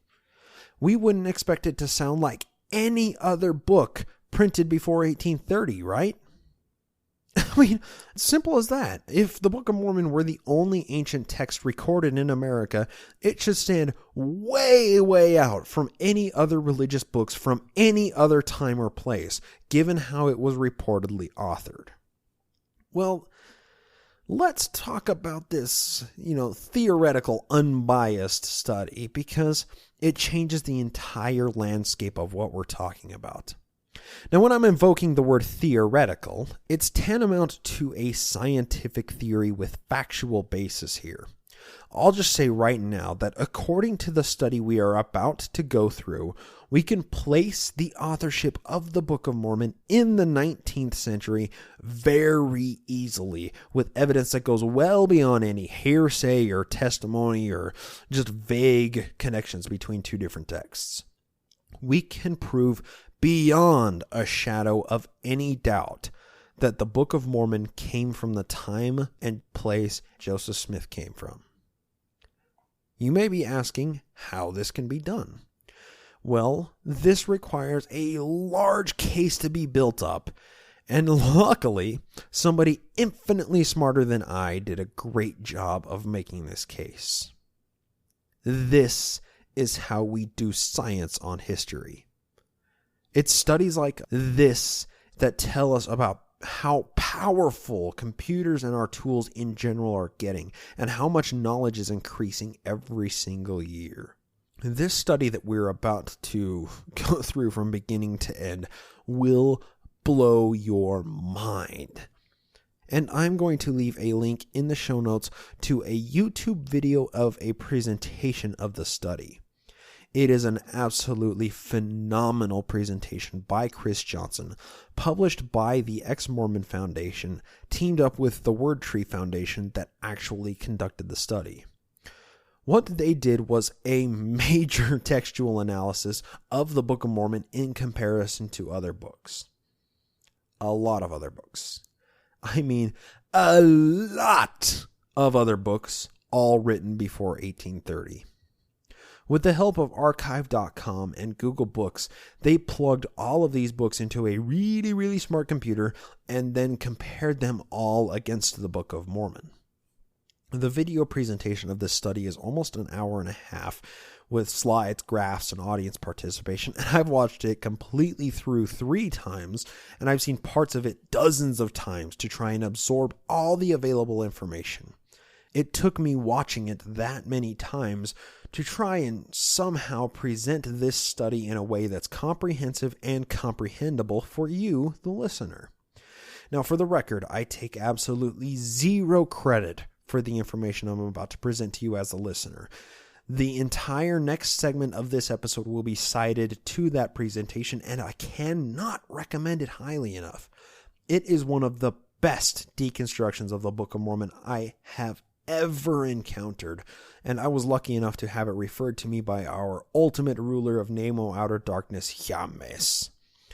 When Fawn Brody or Richard Bushman or B.H. Roberts did their textual comparisons of the Book of Mormon to the View of the Hebrews or other similar books, they spent hours upon hours reading both texts, finding parallels, highlighting common themes or phrases, and let's face it, they did a great job. Well, something we have now that they didn't have when they were conducting their studies is really buff computers. We can literally access infinite data and analyze it in a matter of seconds. While it might take a person 8 hours straight to read a book, a computer knows what's in a book as soon as it's digitized. So, in this presentation called How the Book of Mormon Destroyed Mormonism, Chris and Dwayne Johnson from the Word Tree Foundation leveraged the advent of computers for textual analysis and took 110,266 books that are currently available in digitized format, all published before 1830, and smashed them against the Book of Mormon just to see what would come out. Once it's calculated out, this was 240,000 person years worth of scholarship, all performed in a few processor cycles of a very powerful computer. Just to make that clear, one person doing all the work that this computer did in a matter of hours would have taken that one person 240,000 years to do an equivalent job. That's just amazing and unfathomable to think about the amount of work that computers can do for us when they're used correctly. Before the Word Tree Foundation conducted this massive amount of processing, they had a few books in mind that were the prevailing theories, including The View of the Hebrews and Manuscript Story, and maybe some others. But once the computer spit out some of the results, they found some surprising information, to say the least. Before talking about the results of this study, we need to discuss what criteria they were using in order to study the Book of Mormon. We need to understand that to see if the study is actually valid and see if the criteria that they were using was actually rigorous enough to produce any usable results.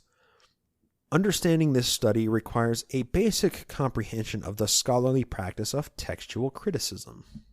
To understand this textual criticism, let's talk about authorship. When a person is writing a book, they tend to follow a pattern that they develop known as their own personal writing style. It's like a fingerprint in textual analysis. It's pretty easy to determine a writing style of anybody when you compare one of that person's publications against another one from that same author. You can study the minor differences and the major amount of similarities between the two publishings of this same author and see that it was actually indeed written by the same person. Studying textual criticism of writing style like this is how we know that less than half of the epistles in the Bible that are attributed to Paul were actually written by Paul. It's also how a person could find out if all the Harry Potters were indeed written by J.K. Rowling or if there were multiple authors. Well, when we compare a publication from one author against another author, it's very easy to tell where they are similar and different by common phrases, unique word usages, and a few other basic criteria. One of the most telling of these criteria is long phrases of unique words. For example, if we're comparing two books and I see a phrase in both books that says it's hot outside, it's really not that significant. The phrase could be used in many settings, and there really aren't any uncommon words in the phrase. So even if we saw that phrase word for word in two different books from two different authors, we wouldn't necessarily be able to posit that the author of one of these books took that phrase from the author of the other book that we're comparing it against. There's just not enough there to imply correlation. However, if we see the phrase orange circle pufferfish in both books that we're comparing, it becomes exponentially more statistically significant. It becomes even more significant if the phrase uses the exact same phrasing and order of words in both books, or if the phrase is couched in similar settings in both books. Well, luckily, this study that I'm referring to, done by WordTree Foundation, created some very smart algorithms and plugged them into a very smart computer, and borrowed the text from this bank of over 100,000 books published before 1830, all in an effort to search for similarities between the Book of Mormon and those 100,000 books. Well, their findings were very surprising, and we're going to go over them. Remember, I'm going to say this again, I take absolutely no responsibility or credit for any of the information I'm about to present. This is the fruit of thousands of hours of work conducted by people much smarter than I, and I implore you, I defy you to watch the YouTube video I'm pulling this information from. There will be a link to the video in the show notes, or just search on YouTube for the video by Chris Johnson, How the Book of Mormon Destroyed Mormonism. It's an hour and 21 minutes long, and you will not regret a single second of it. So, let's talk about our pet theory on this show to see if we can try and bolster it or declare it moot to our study. Let's talk about Solomon Spaulding and his book, The Manuscript Found. Just to clarify, manuscript found is lost and probably will never be recovered. However, we do have the Oberlin manuscript titled Manuscript Story, which we believe manuscript found to be based off of, given the content of both. Well, let's list off some of the parallels between manuscript found and the Book of Mormon. This is taken from an unpublished paper written by a student of BYU in the 1930s named M.D. BoM. The paper is entitled 100 Similarities Between the Book of Mormon and the Spaulding Manuscript. We'll just cover a few significant similarities that are listed. Both books have similar names, including Nephi and Lehi. They both talk about events that occur over several hundred years. Both are abridgments of reported original records. Both were records deposited by the historian for safekeeping. Both records were found in a box buried in the ground. Both records required translation. Both books contain the account of people coming over to the Americas from the Old World. Both had people crossing the ocean in a sailing vessel. Both books had very similar fortifications, cities, and borders. Both books had people practicing communal living. Both contained people making tools forged from steel ore. Both talked about coins made from metal. I mean, that was only 12 parallels, and the list goes on with very strongly coinciding themes and situations.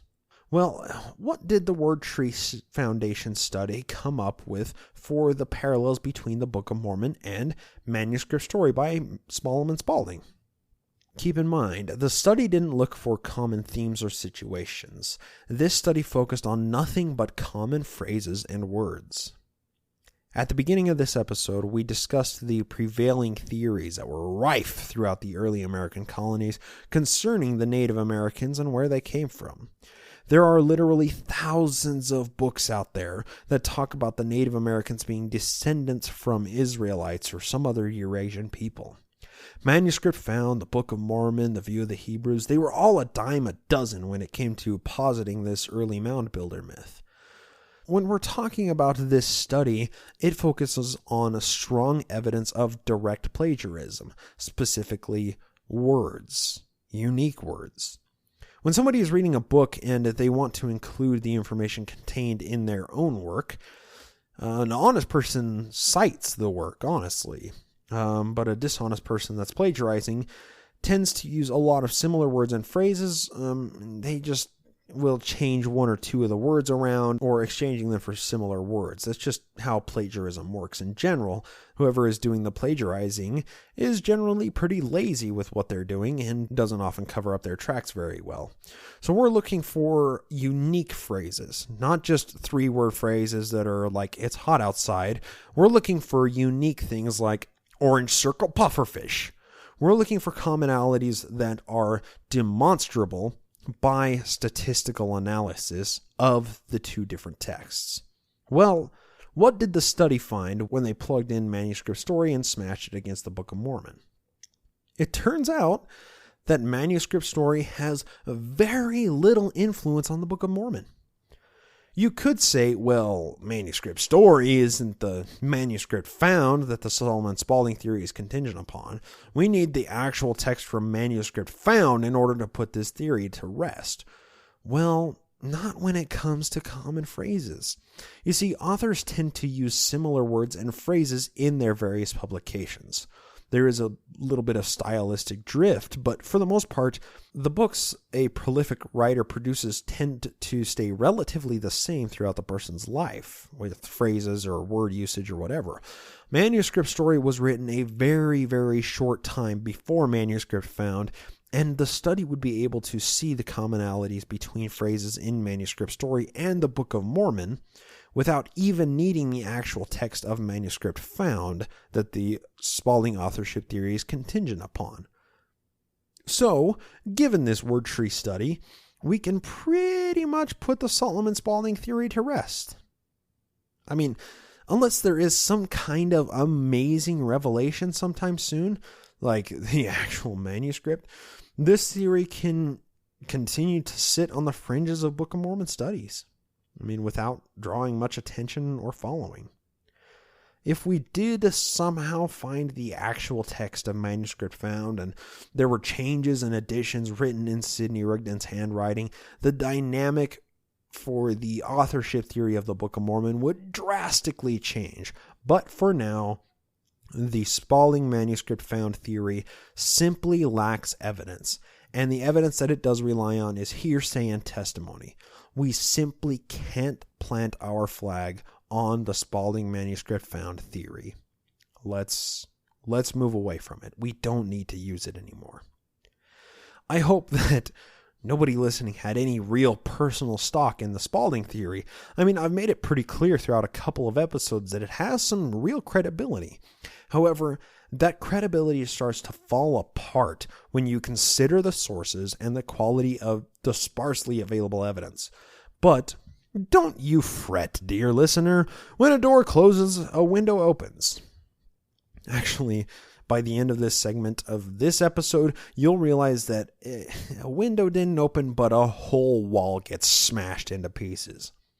Let's talk about the slightly more popular theory that's frequently posited for the authorship of the Book of Mormon, and that would be the View of the Hebrews by Ethan Smith. Before talking about the parallels between these two books, let's consider the availability of the book to Joseph Smith. Think about it. Any of these books that we consider for a source text of the Book of Mormon had to get in Joseph Smith's hands somehow, right? We can't just say that a certain book like Manuscript Found was written within a few 100 miles of Joseph and a person like Sidney Rigdon delivered it to Joseph, which requires ignoring some stretches and gaps in the evidence. Well, here enters the View of the Hebrews written by Ethan Smith. As stated before, Ethan Smith, no relation to Joseph Smith, was the pastor of Oliver Cowdery's congregation in Poultney, Vermont when it was written in 1823. That may seem like a weak connection until we understand the time frame of authorship of the Book of Mormon and how it accelerated exponentially once Joseph and Oliver teamed up in the spring of 1829.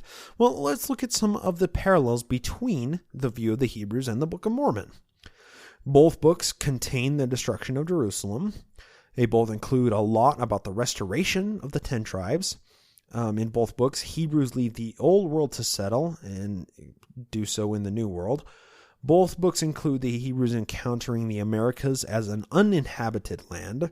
Both consider Hebrew the origin of the Native American language. Both talk about a breastplate and Urim and Thummim. Both talk about a Messiah visiting the Americas.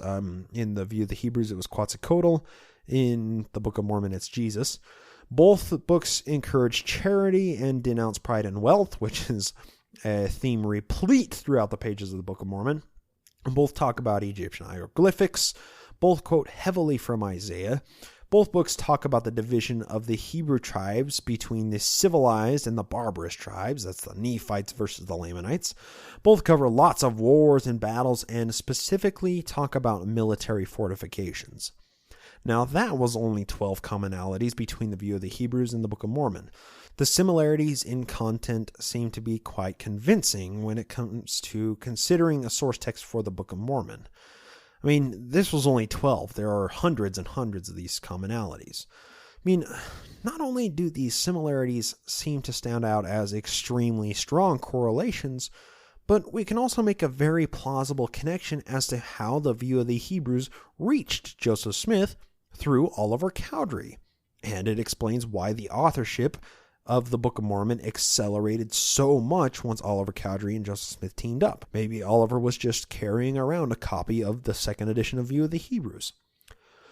One more piece of evidence is something that's incredibly damning when you posit the View of the Hebrews authorship claim. This is something we haven't talked about before on this show, but it's something that is really, really astounding when you consider the implications of it.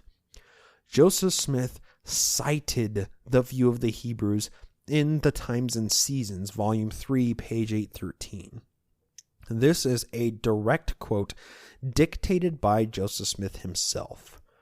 Quote, "If such may have been the fact that a part of the 10 tribes came over to America in the way we have supposed, leaving the cold regions of Asareth behind them in a quest for a milder climate, it would be natural to look for tokens of the presence of Jews of some sort along countries adjacent to the Atlantic.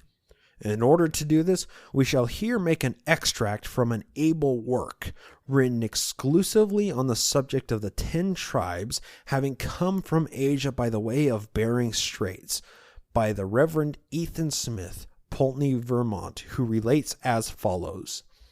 And at that point, Joseph Smith quotes directly from the View of the Hebrews.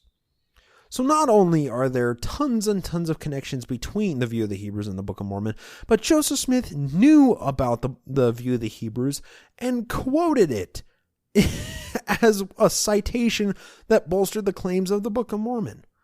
I mean, that evidence doesn't get much better than that.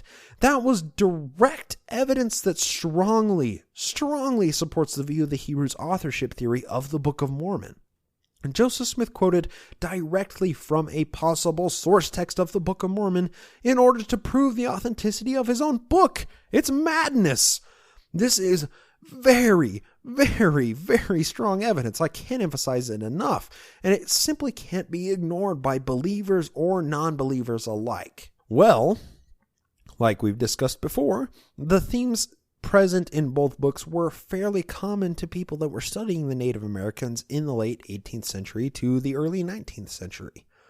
So, even with these similar themes and a direct citation from Joseph Smith himself, does the View of the Hebrews authorship theory hold any water in the Word Tree Foundation statistical study?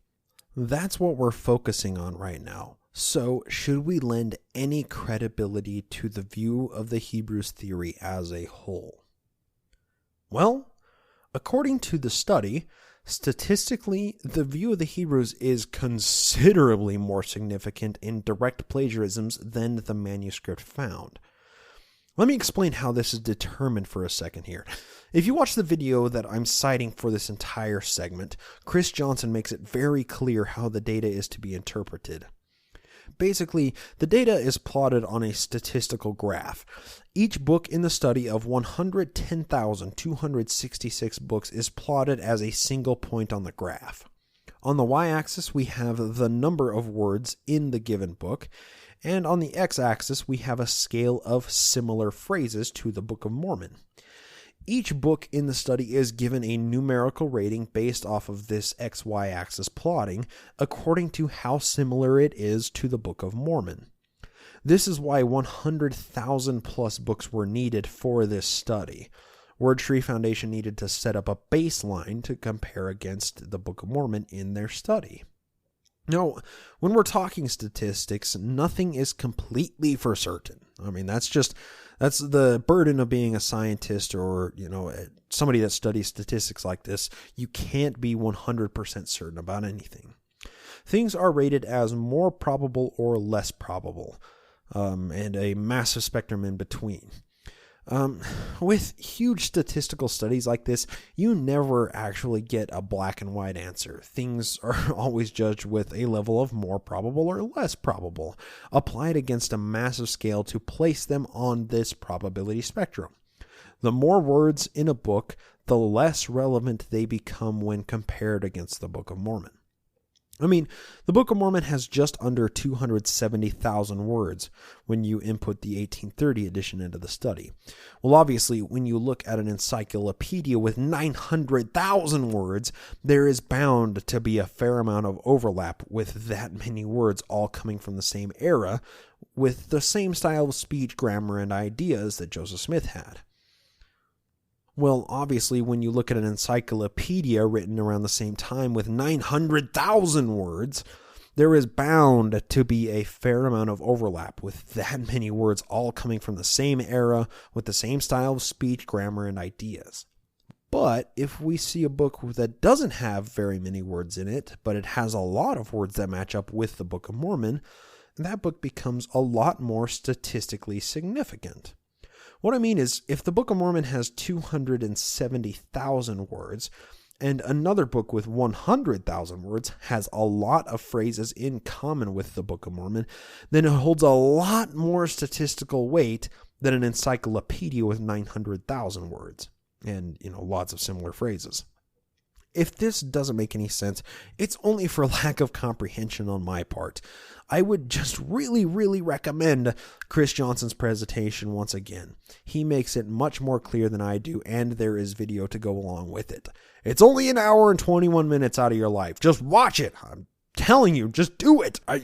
Pause this episode and go listen to it if you can, because there's so much useful information there. Anyway, in this study, each book that is studied is given a numerical value based off of its commonalities with the Book of Mormon. This is rated on a scale from 0 to 100. The Book of Mormon itself is rated at 0.0. That's the x-axis, because it's perfectly similar with itself. A book that reaches 100 on this scale is basically the polar opposite of the Book of Mormon in every way, shape, and form, which it doesn't really exist. But for this statistical study, they had to set up a baseline, and that's why they studied 100,000 plus books. The baseline reached a level of about 85 in similarity with the Book of Mormon. So that's our baseline. So that means books that are lower than 85 are closer to the Book of Mormon, and books that are higher than that number are less and less similar to the Book of Mormon. So we need to focus on books that have a score between 85 and 0. Hopefully, the closer to 0 the number is, the more similar it is to the Book of Mormon. Now, just to be clear here, no book other than the Book of Mormon will ever reach a 0 on this scale, because that would just mean that it is the Book of Mormon. Every single word, every single phrase matches up with it. So, that's the x-axis baseline of it. And just for authenticity of the study, they plugged in the 1830 print of the Book of Mormon and used it for the study. They didn't use the bastardized book that is considered the Book of Mormon today, with more than 4,000 changes from the original 1830 production. So just to understand this study a little bit better and put an actual book on our scale here, the baseline was calculated at about 85 on the 0 to 100 scale. When we look at the Pride and Prejudice by Jane Austen, published in 1813, it has about 120,000 words, so less than half the amount of words that the Book of Mormon has, and it scored an 83.8 on the statistical scale. Now, 85 would have been average, but the Pride and Prejudice scored only a little bit higher than average. On the opposite end of the scale, we have the Book of Commandments, written and published by Joseph Smith in 1833, and the Book of Abraham, that was written and published by Joseph in 1835, and, of course, the Book of Moses, written and published by Joseph in 1831. Now, all of these books written by Joseph are extremely significant in the statistical study and give us our expected statistical outliers. I know we've kind of been moving through this pretty quickly, so let me just clarify the study a little bit more. It's really hard to convey in spoken audio format without pictures to demonstrate what's going on. What are we looking for when determining statistical significance? We are looking for phrases in the Book of Mormon that are similar to phrases in other books that were published before 1830. The way a phrase becomes more significant is by having a lot of the same exact unique words strung together or close together. Recall my example of "it's hot outside" as opposed to "orange circle pufferfish." One of these phrases is much more unique than the other. If the weird phrase of "orange circle pufferfish" shows up somewhere in two different books, there might be a correlation there. Well, that's how a phrase gains statistical significance in this study. The phrase gains even more significance if the similar phrase in both books is 4 or 5 words long. That's exponentially more significant. If there are entire chunks of 10 or more words that match up, those are the statistical outliers, because there's obviously a strong relationship between those books by that point. Well, as those significant phrases start showing up more frequently in any given book that we're looking at, the book itself gets more statistically significant. That's how we are able to give every one of these 110,000 books their own individual score relative to that book's statistical significance to the Book of Mormon. That is our operative phrase, is significance. In order to get their expected statistical outliers, the Word Tree Foundation plugged the other 3 books that Joseph Smith is known for. We talked about those earlier. If Joseph Smith did write them, then they would score very, very similarly with the Book of Mormon. So they plugged in the Book of Abraham, Book of Moses, and the Book of Commandments into the study to see how they scored compared to the Book of Mormon. The 3 other books were statistical outliers, and that was to be expected, and there's a couple of reasons for that. For one, they helped to prove that Joseph Smith was indeed the sole author of the Book of Mormon, and secondly, they proved that whoever wrote the Book of Mormon probably wrote the other 3 books. On our scale from 100 to 0 in correlation, remember 0 is the Book of Mormon itself and 100 is the polar opposite of the Book of Mormon. So in order to understand the rating system, the Book of Commandments and the Book of Abraham scored an expected 9.1 on the scale. And even more significantly, the Book of Moses, published in 1831, scored a pretty impressive 2.8 on the scale, meaning that whoever wrote those 3 books definitely wrote the Book of Mormon. With these 3 extra books plugged into the study, the Word Tree Foundation had the statistical outliers they expected to see with these books, proving predictive power by the parameters of the study.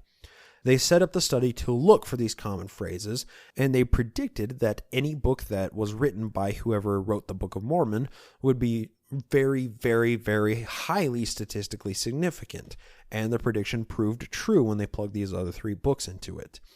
This was literally the best way to study these texts and place them on a single graph. The visuals for this video presentation make the whole thing much more clear. Please just go watch it. In audio format, all we need to remember is the fact that as each book rating gets closer to 0, it gets closer in similarity to the Book of Mormon. So earlier we mentioned the Pride and Prejudice scored an 83.8, meaning that it falls pretty much into the baseline statistic for the study, grouped with the majority of the other books in the study. This means it's pretty much completely irrelevant to the authorship of the Book of Mormon. So, hopefully by this point we understand the parameters of the study and how statistical significance was determined. We just have to keep in mind the closer a book gets to 0, the more important it is, and the more we need to pay attention to it. So, now that we've talked about the parallels between the Book of Mormon and Manuscript Story by Solomon Spaulding, where does it lie on this statistical graph? It turns out it achieves a score of 78. So, it's a fair amount more relevant than the Pride and Prejudice, but only by a small margin. According to the study of more than 100,000 books, there are still thousands and thousands of books on the graph that are much, much more relevant to the Book of Mormon than Manuscript Story is. Well, we talked about the similarities between the Book of Mormon and the View of the Hebrews written by Ethan Smith, Oliver Cowdery's local pastor. Where do you think it scored on the study? Well, turns out that it hits an exceptional 58.5 on the graph. And that's a lot closer to 0 than 78 is, like Manuscript Story. However, there are still hundreds of other books that are way more significant than the View of the Hebrews. Well, what's going on here? We might start to think, how can any book be more significant than the View of the Hebrews? We have hundreds of parallels in content, extensive quoting from Isaiah in both books, a massive plethora of common phrases between both, and we have Joseph Smith quoting directly from the View of the Hebrews later in his life. Come on, how does it possibly get more open and shut than that? When studying historical topics or documents or even evaluating the merits of a plagiarism theory, you just don't come across much better evidence than this.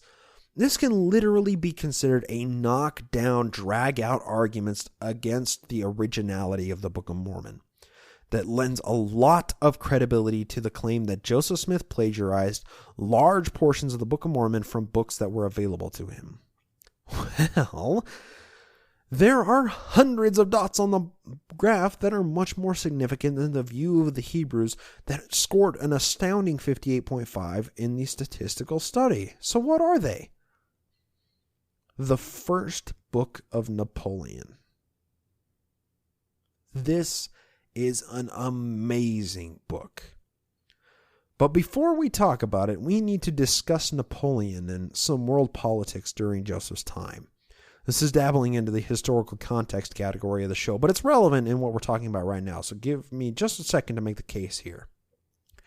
When we talk about the Napoleonic Empire that he was building, we tend to think about it in the distant past, much like we do Joseph Smith. In previous episodes, we've discussed historical timelines overlapping. I think that is so fascinating from a history enthusiast's perspective. I believe the last time that we talked about this was in reference to the early Mormon missionary force needing to write General William Clark of the Lewis and Clark expedition in order to gain permission to access the Native American reservations just west of Jackson County, Missouri. Well, here we have another point where historical timelines intersect. Napoleon Bonaparte was born on August 15th, 1769, during the heart of the Enlightenment in France. Throughout various trials and tribulations, he became the head commander of the army of Italy at the age of 26 and began his conquests. Even today, his military tactics are studied for the ingenuity and uniqueness because Napoleon didn't ever stop his military campaign until he was forced to do so. He came into power as the Emperor of the French in May of 1804, a year and a half before Joseph Smith was born, and he continued that reign until 6 years before his death in 1821. In 1807, the Napoleonic French Empire reached the height of its glory, having conquered and ruled considerably large portions of Europe, Asia, and Africa. By 1811, Napoleon ruled over 70 million people and huge swaths of land, crushing existing empires or kingships in many of those countries. The main thing Napoleon was known for was his liberalization of a lot of politics wherever his army would invade. Oddly enough, he was something of an equality leader, even though he was a horribly evil conqueror and bloodthirsty dictator of his empire that employed ruthless tactics with early advanced artillery. This may seem like an odd diversion, but let's talk about Hitler for a second. In our postmodern society, we're disconnected from Hitler's reign by more than half a century, but there are still plenty of people alive today that fought against the Third Reich. Some people within the sound of my voice might even be able to talk to their grandpa about the time he liberated a Nazi death camp or uncovered thousands of bodies in mass graves. People alive in Russia today are direct descendants of people that were invariably affected by Hitler's invasion of the Ostfront, and their grandparents undoubtedly have unbelievable stories about Nazi forces obliterating their hometown. There are plenty of people alive today that spoke directly with Joseph Stalin or Adolf Hitler or Benito Mussolini or Winston Churchill. There are probably people within the sound of my voice that remember watching Franklin Delano Roosevelt on a black and white television addressing the nation in reference to the Nazi regime as it was rising to power. That is within our own lifetime. That's why we can remember it so well, and that's why the name Hitler can come up in a conversation about almost anything, because he's still relevant to current socioeconomic and world political trends. Let's bring this example even closer to the listeners. Do you remember where you were or what you were doing when you heard about the planes hitting the Twin Towers? Do you remember the emotions or thoughts that were coursing through your mind when the news was broken to you? Personally, I remember I was in 6th grade when it happened, and I remember hearing about it and not thinking anything special of it until I saw the news. Then I remember all the confusion and frustration and other inexplicable emotions that were running through my mind at the time. Do you remember what you thought when you first saw the planes hit? Did you instantly think we're at war? Did you wonder who did it and why they did it? I mean, did you wonder what was next in the world political game as the next few weeks passed with the video of the towers on constant replay on every single news channel? It was a truly monumental moment for everybody that experienced it firsthand. Every conversation with friends and coworkers was focused on nothing but the towers and Osama bin Laden. Think about the anti-Muslim propaganda that started floating around so soon after the towers fell. There was still smoldering at ground zero as we were mobilizing military forces to invade any country that we could label as harboring terrorists or WMDs. Imagine how crazy it would have been if we had evidence that an extremist Islamic military force was on the move through America with boots on American soil, conquering cities, occupying citizens' homes, and killing soldiers on our own soil. Every single conversation that every single citizen would have would be dominated by those topics of discussion. Every person would be wondering if it might be their own town next that the extremists started invading or sieging, with their fears being uncontrollably fueled by ignorance to reality. What if they hit DC? Think of how you would act if that happened today. What if every single news station was showing videos of the White House on fire? What would be the next thought on your mind? Are you going to the mountains? Is it even worth trying to find an ATM right now because so soon dollars might not even matter? What would you do? Think about how crazy of a world that would be. Would you have the mental fortitude to not get hysterically riled up about the state of affairs? I mean, I would argue that nobody would have the Stonewall mental capacity to not be negatively affected somehow by those current events and news cycles. Luckily for us, these are just hypotheticals of invasion and Islamic extremists ruling the world, and they're nothing but a fantasy and just that, hypotheticals. Well, for Joseph Smith, these discussions were a reality. On August 24th, 1814, when Joseph Smith was a mere 8 years old, British forces landed in Chesapeake Bay and invaded far enough to take over Washington, D.C., and burn multiple buildings, including the Capitol and the White House. If you were living in that time, having those discussions, imagine how insane things would be everywhere. I mean, we have a sense of security here and now, false or otherwise. American forces are currently waging or influencing wars, but they're nowhere near actual American soil. It's all across oceans and great land masses, usually, under the guise of helping our allies.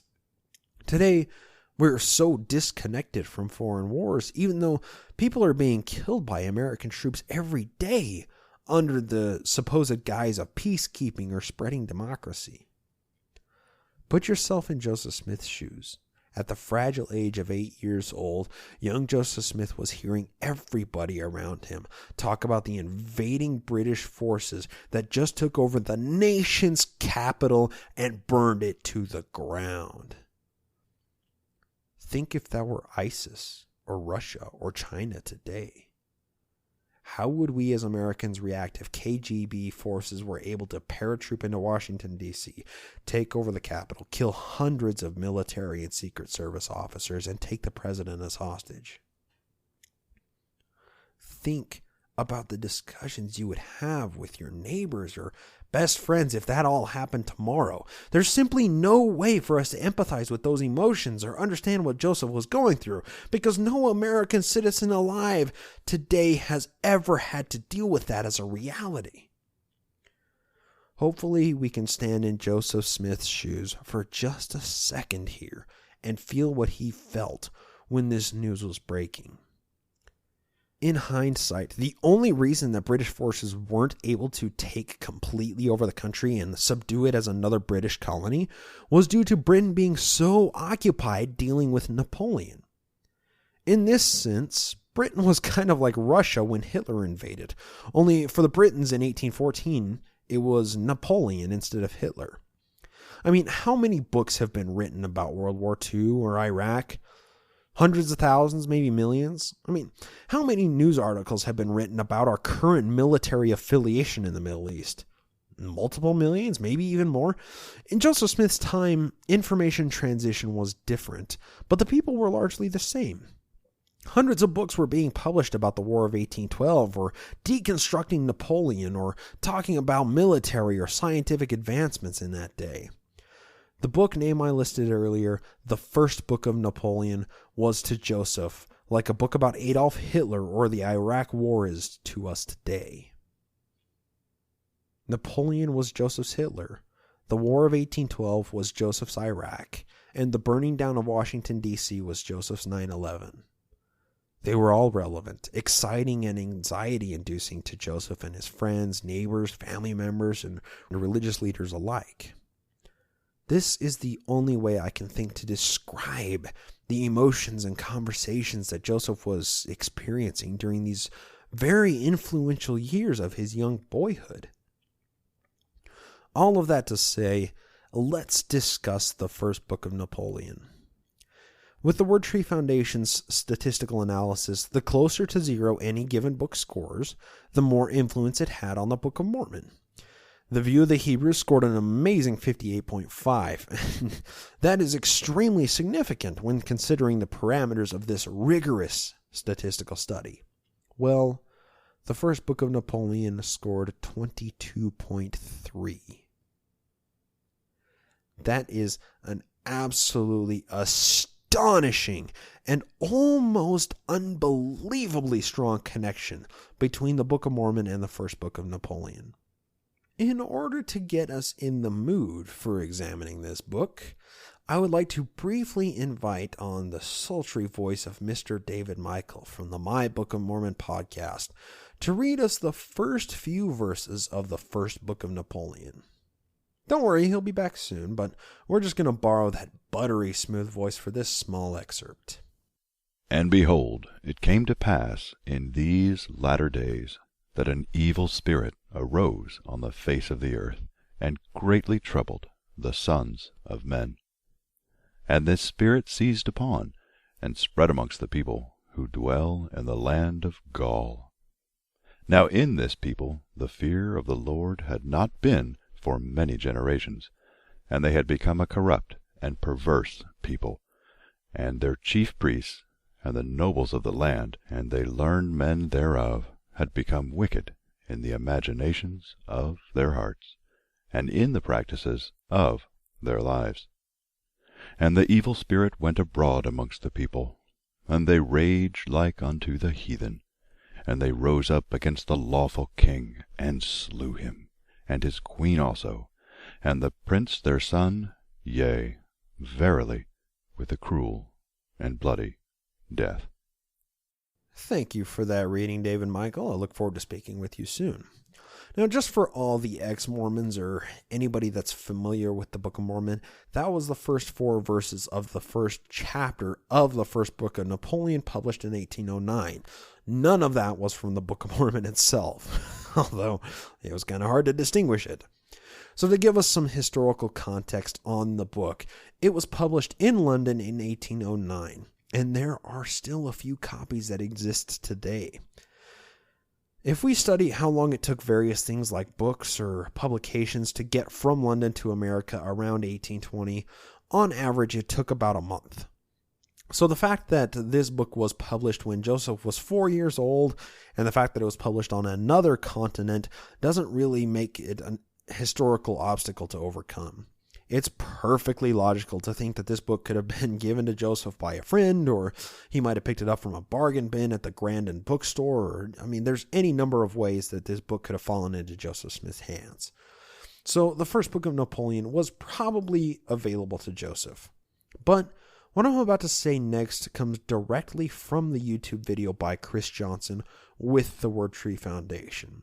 So I'm giving this disclaimer. I don't really know how they acquired these facts or any of what went on behind the scenes of this specific piece of the research at their institute.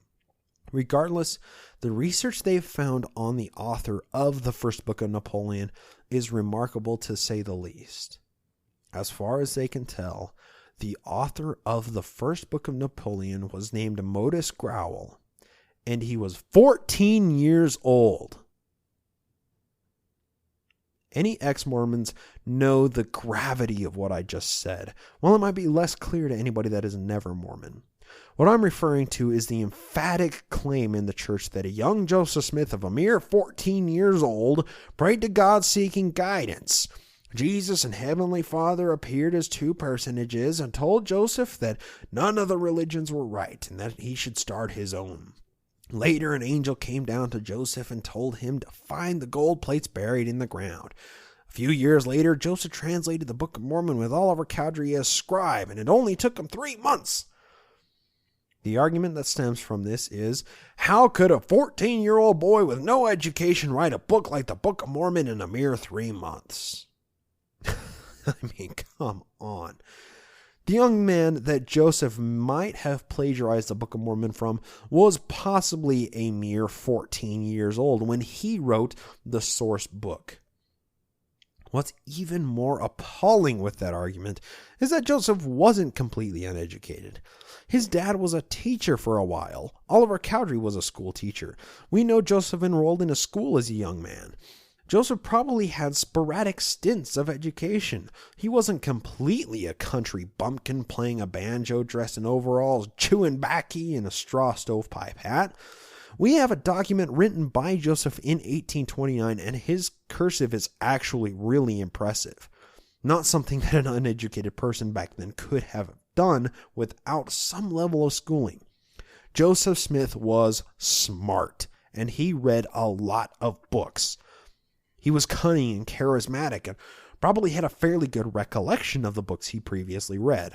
Also, that whole 14-year-old claim doesn't hold up. Joseph was 24 years old when the Book of Mormon was released and 23 when he started writing it.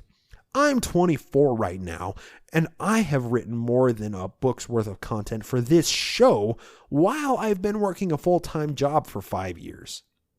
Joseph didn't have to deal with the whole full-time job problem like I do, and he was able to produce 531 pages worth of Book of Mormon, with, of course, the help of a few friends. The point I'm trying to get at here is, it's simply ridiculous to claim that Joseph didn't have the ability to author the Book of Mormon in the 7-year time frame from his first visitation to publishing the Book of Mormon. That's especially the fact if he had access to the books like View of the Hebrews or the first book of Napoleon at the time he was authoring the Book of Mormon. As remarkably significant as the first book of Napoleon is in the Word Tree Foundation study of the Book of Mormon, there is one other book we need to discuss. And that is the end of part 1 of the Book of Mormon deconstruction. Listen in next week for the next episode in the 3-part series. It will be just a continuation of the 7.5-hour deconstruction of the Book of Mormon. Thank you.